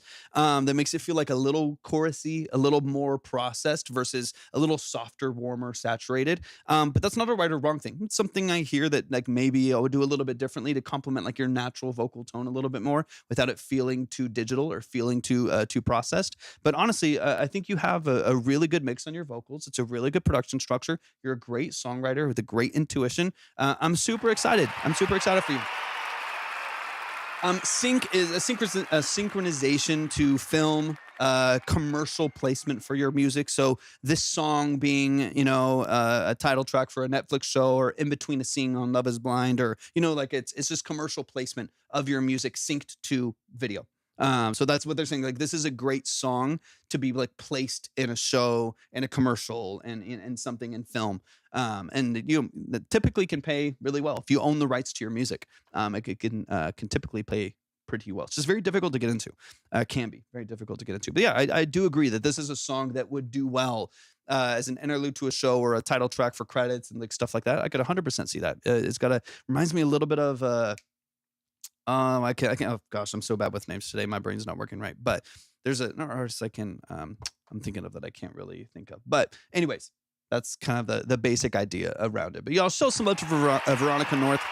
Real quick, bullet point things for your Spotify. It's actually set up really well, and you can see by your streams you're getting some great movement for what you're doing. It's a new album, but you're matching song streams with your monthly listeners, so people are sticking around once they find you. That's fantastic. I love to see it. And your obviously profile and everything is claimed. Quick tip, just because this is something that could help create threads on your Spotify. When you go into your Spotify for artists, I'm assuming without any reason that you're independent right now. Let me know if you are signed. If you are signed, then someone on your label team might take care of some of this for you. But if you're independent as of right now, then this is something you would just do through your Spotify for artist. Perfect. Love it. Okay, so on your Spotify for artist, where you've claimed that profile, when you're creating the your bio on there, you get 1,500 characters on Spotify. You get like 1,000 on YouTube when you're creating your bios. You get 1,500 on there, and that is for a reason. It really does help with SEO and for their ability to find threads between your music and other artists that are similar and connected to the two. So we usually recommend most people, and especially Libby talks about this all the time, but we usually recommend most people, like they have 1,500 for a reason, which she obviously always says, fill that out as much as you can with as much beneficial information on, like you already have some great stuff in there, like some of your influences stylistically and things like that, but also like you also have your locations and stuff, but you can really fill that out. Another thing that you can do is feed every amount of information that you have into like Chat GPT or something like that, and say build a 3-paragraph structure that is filled out a little bit more, that's optimized for SEO, so that they can create those threads. The other would be to when you are typing in an artist name, put the @ symbol before and tag the artist. So on Spotify, a lot of people don't know this, but on Spotify you can tag the artist on Spotify, and it doesn't just like links to where they see people that tagged them like you would on most social platforms, but what it does is it creates a thread. So as an example, you've got Sabrina Carpenter, Taylor Swift and stuff like that on here. If their profile is tagged and fans of you go down and read your bio and then tap on Sabrina Carpenter, that's an algorithmic thread linking those artists. So then when that same person that was on your page is listening to Taylor Swift on a playlist or Sabrina Carpenter on a playlist, Spotify's more likely to feed your music into that mix because there's threads from that individual of different artists that they like. So it can help with optimizing your search engine kind of on Spotify to like connect people to your account and get you into more playlists and discoveries and stuff like that. So small detail that, of course, any other time, Libby can go way more in depth. We do have a free social media checklist that talks a little bit about this stuff for Spotify, Spotify, TikTok, Instagram, and YouTube, that we have at our Patreon. It's a free, of course, we have tiers of more paid content and stuff like that, that can go into a little bit more depth, but we do have a free social media checklist that you can get just on the free tier that will be continuing to update over time as well. You can find that if you go to my link tree and click on Patreon, and you'll see everything you need there. But it gives you like the layouts for all the different platforms, how to set up your bios there, like what you need to kind of look for each platform. So that can be really helpful too. But that was like the last little thing that I think would just polish up your Spotify profile there to get you as much. Might as well, right? It's like it's there. You might as well optimize as much as you possibly can. So last little thing there. But y'all show some love to Veronica. Super talented. I cannot wait to hear more from you. So everybody, please go and boost their algorithm. So go search up Veronica North on Spotify, whatever DSP you like the tracks, add it to your playlist, go boost the numbers a little bit, show some love and support. Of course, absolutely anytime. Thank you so much for sending in. Thank you so much for joining the family. I appreciate it a lot. A quick reminder that y'all can also join our Discord if you are looking for a little bit more depth. You want to collaborate with people and be a little bit more deeper as far as the community goes. All right, I think we're going to get into our last track here, y'all. I've got a lot that I need to finish up tonight. I'm super deep in a bunch of stuff as we've been in this move. So the last couple that are on the board will be saved for tomorrow's live. We'll be live for at least another 10 tracks or so tomorrow. And we'll get y'all straight back up on the board if we need to. So I have time for one more here at the end. And then, of course, as always, the rest will be saved. You don't have to worry at all about missing out on your chance to get hurt or anything like that. So Seiko, hop in the chat. I think, Seiko, I believe you're going to close up this last one for us. I've seen you in here, so let me know that you're present. The song is not mixed, but I'd love to hear your thoughts on what I could do to make it better. Okay, beautiful. Awesome. Let's run it. Let me get into your profile here. Let's see.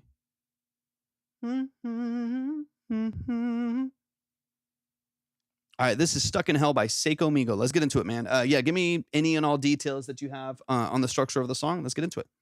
Last one for today, y'all, and then we'll pick it back up tomorrow. Without you next to me,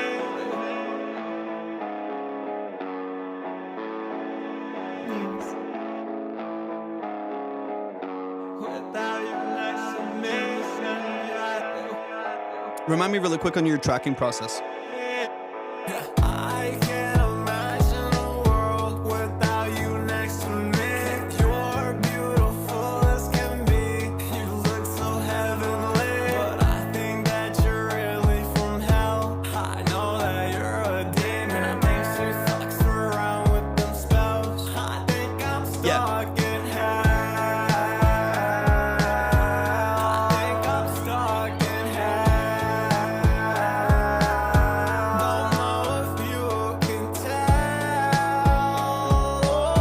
but I think I'm stuck in hell. I like the vibe. It's smooth.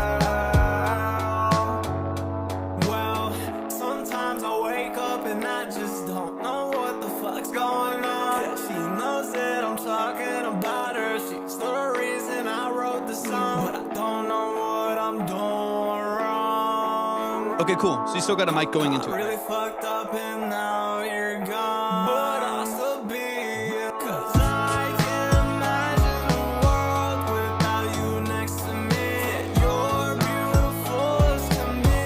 You look so heavenly, but I think that you're really from hell. Is that his YouTube beat or BeatStars lease? I bet she fucks around with them spells. I think I'm stuck in hell.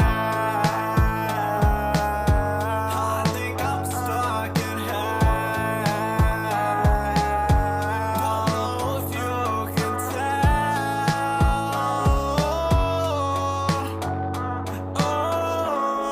Cool. I like the beat. Smooth. Let's go. Short and sweet, actually. Let's go. Y'all show some love to Seiko Migo, one of the family that's stuck in hell. Let's get straight into it. So I'm going to listen. I'm going to chop through some things here because I think there's some structure that could be optimized based on how they built the beat. So give me a second to kind of chop through it, and then we'll go back through it. So let me hear a couple things.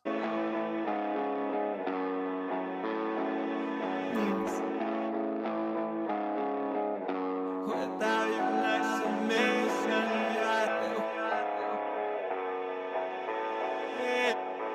I can't imagine a world without. I think I'm don't know, but I think I'm going on. Yeah, she knows that I'm talking about her. She's the wrong. I can't imagine a world without you next to me. You're beautiful. Okay, give me a sec. I want to hear how long this intro goes. Without you next to me,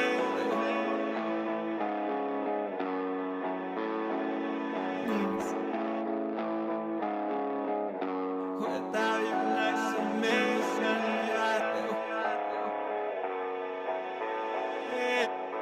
I can't imagine a world without you next to me. I'm mainly listening for the structure here, real quick.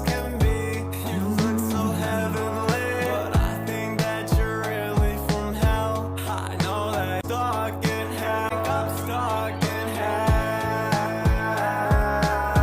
Don't know if you can tell what the fuck's going on. I wrote this really fucked up in the beat.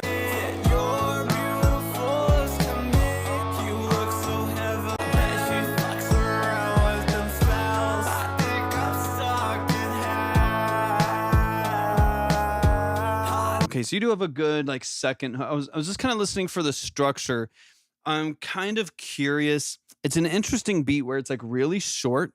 It's really short, but some parts of it kind of drag on a little bit where you're having to like kind of just like fill some gaps to make sure it fits the song.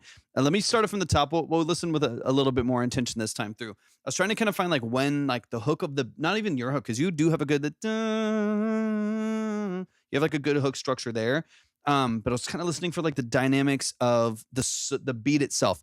Here's what I'm hearing, and then we'll kind of dig into it. What I hear is like your vocal is kind of forced to sit in a very specific pocket for the vast majority of the song in similar vocal range. So this like that register, that vocal is like the vast majority of the song. So even when like the beat goes down, you stay up in that range right there, and then the beat comes back in, and you're still up in that range right there, of that kind of the note. Oh, I love when ear training works. Right off the A right there. So that right off that like A major at the top, that's where the vast majority of your vocal structure sits. And so it, even between your hook and your verse, it can be harder to kind of like distinguish like what's a verse, what's a hook, until you kind of hear the repetition.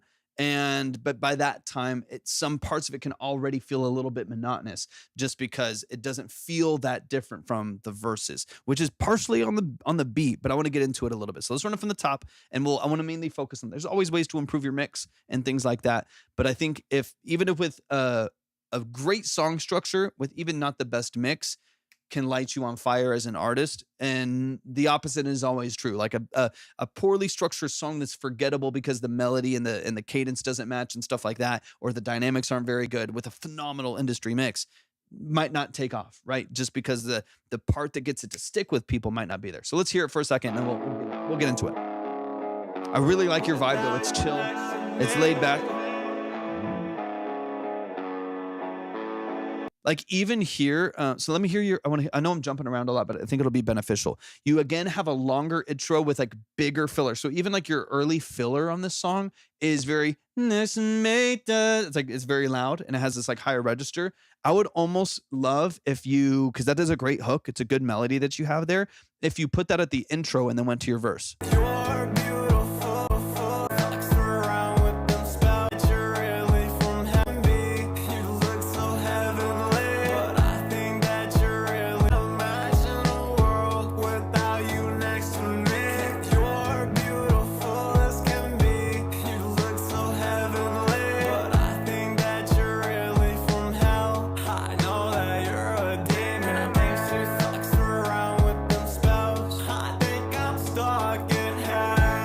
So even melodically, vocal range, that's your vocal range right there. Same kind of pocket. And then, yeah, I think I'm stuck in hell. Same like 2-3 notes that are modulating right there. Like same couple notes that are moving back and forth right there. Slightly different cadence and hold right on the notes, but it's all right here. It's all right here. So I would love to hear some changes in that melody to distinguish your verse just a little bit more. And then let me hear the intro.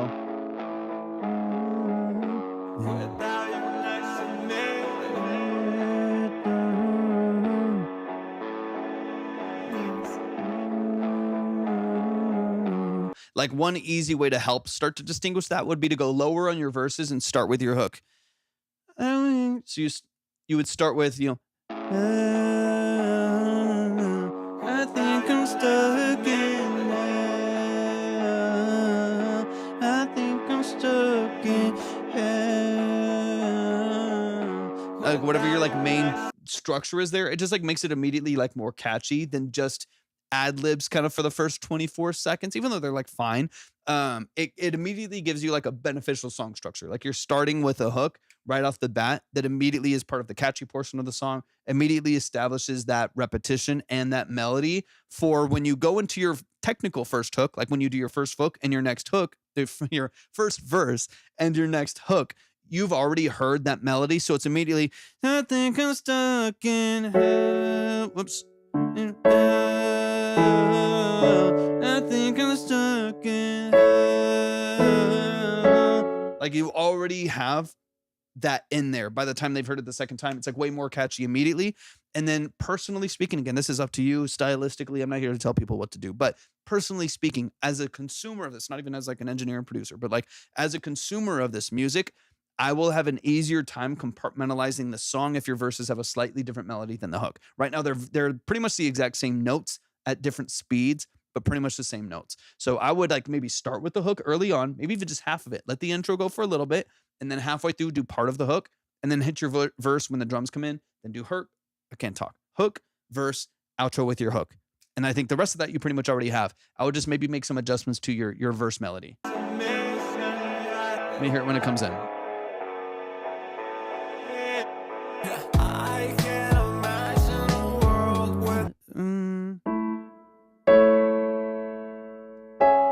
me hear that melody. Without you next to me, you're beautiful as can be. You look so heavenly. So, so you right now you have.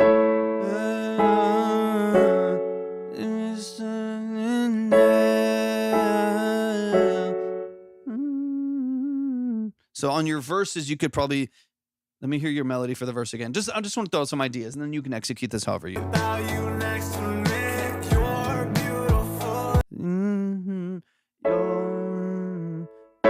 beautiful, and you say you're next to me, and I follow, and you say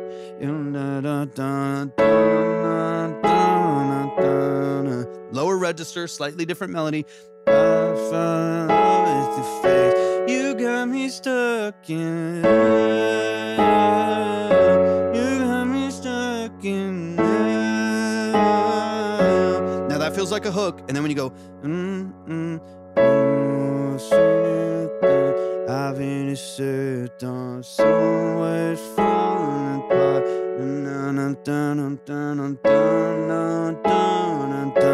I feel stuck in hell. You hear like how you immediately can like distinguish a hook from like the verse, or like a verse from the hook. The verse is like down here with the drums, or down here when it's like just the synths and the guitar and stuff like that, and then the drums kick back in, and it's the hook, and it's like way bigger. By just like changing that first melody to be something like lower, a little moodier, a little bit lower key, and then your hook stacks of vocals come in. I think I'm stuck in love, and it all matches, and it's all a bit more powerful. But the power behind you being able to like distinguish what's happening in the song is just changing what happens a little bit more dramatically between your hook and between your verse, so that as soon as your hook comes in, it's like, we all know, I think I'm stuck in hell, and that part comes in, everybody knows exactly what to sing with you because it's so specific in the song. If it's like two blended together and they're all really close and really similar on first couple listens, which is honestly the only chance a lot of people will give your music initially, on the first couple listens, it won't stick, because it's hard to know, like, where's the hook? Where do I sing with you? And where do I dig into the song? So I would recommend however you want to do that. It's your song. It's your creative process. You got to do what feels authentic, but I would encourage you to distinguish those melodies just a little bit more. Find maybe a lower melody for the verse, not a rule, but maybe find a lower melody for the verse, higher melody for the hook, like you already have. It's already super, super catchy. And then maybe bring that hook, or at least half of the hook, into your intro, so that you already have a teaser for the hook as you get into the rest of the song. Just a couple ideas. And then from there, like, those are all structural things. Those are all things that need to be tracked, right? Those are all things that you have to figure out on your own, that are just recommendations at the very least. And then, of course, from there, you're getting a little bit of like clipping from your vocal. Like on the mix side, you're getting a little bit of clipping from the vocal. So make sure you're not recording too loud. Record a little bit quieter going into BandLab, stuff like that. Turn down the beat when you're recording if you need to. Get everything a little bit quieter so you can polish it. You can, support it a little bit better, and then make everything compressed and loud and whatever later on. But you're getting a little bit of early clipping on that vocal. You're gonna lose some control over some of your like distortion there. All right, let me hear the outro real quick. I really like this vibe though, man. I think it works with your vocal really well, but I definitely want you to get like the most out of the song that you possibly can. That's my like perspective on any song, is like, how can we squeeze everything out of this? How can we make sure that it's authentic and it's creative, but it also is palatable? It's also really catchy and people can relate to it really easily. All of those things are super valuable when building a song structure. If you lose some of that, then you might have a really cool creative idea, but you haven't found a way to connect it to people, and that's the magic. That's kind of the whole other side of this. I think I'm stuck in hell. Like, this is catchy.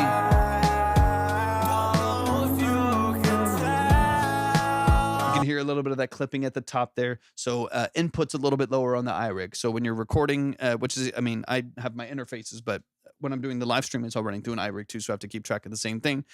Just record a little bit quieter on your vocals. On the gain, so that it's not clipping. But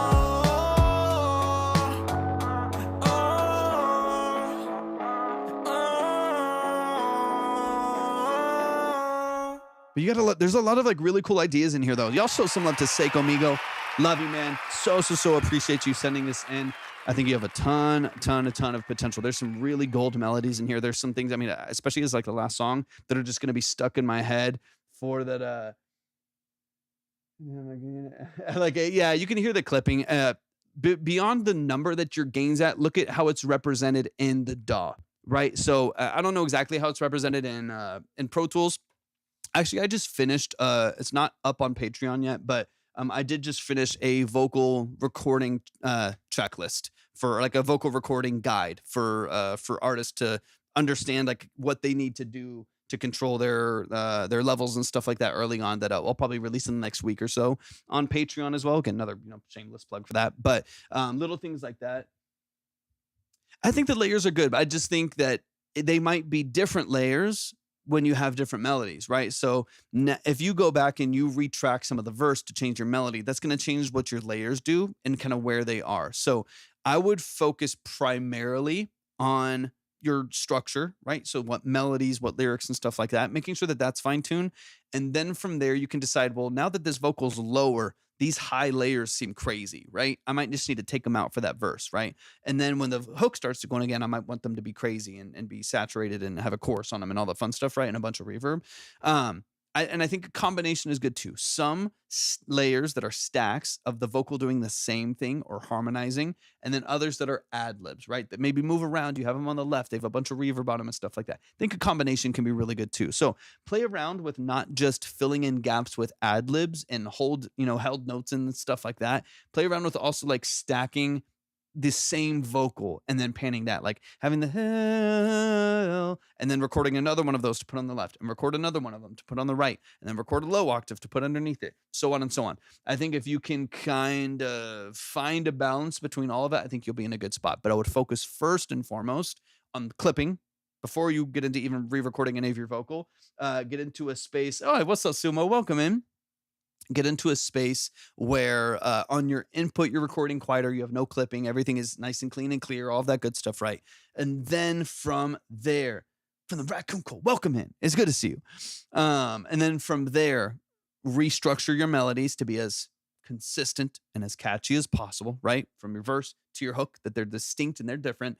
And then focus on how to mix and balance those layers into your mix. But start from, I think sometimes people go too far too fast. Like I'll have people asking me about parallel compression before they even like know how to EQ a vocal. And it's like, start fresh, get your structure, your melodies, your early layers of your vocal, your gain staging right. If that's not done right, none of the other stuff matters. None of the extra layers and where to put your reverbs and stuff like that matters at all. Get the early stuff done very, very well, as clean as you have the capacity to do it with the iRig going into BandLab and stuff like that. Then focus on the layers and all the other peripheral stuff.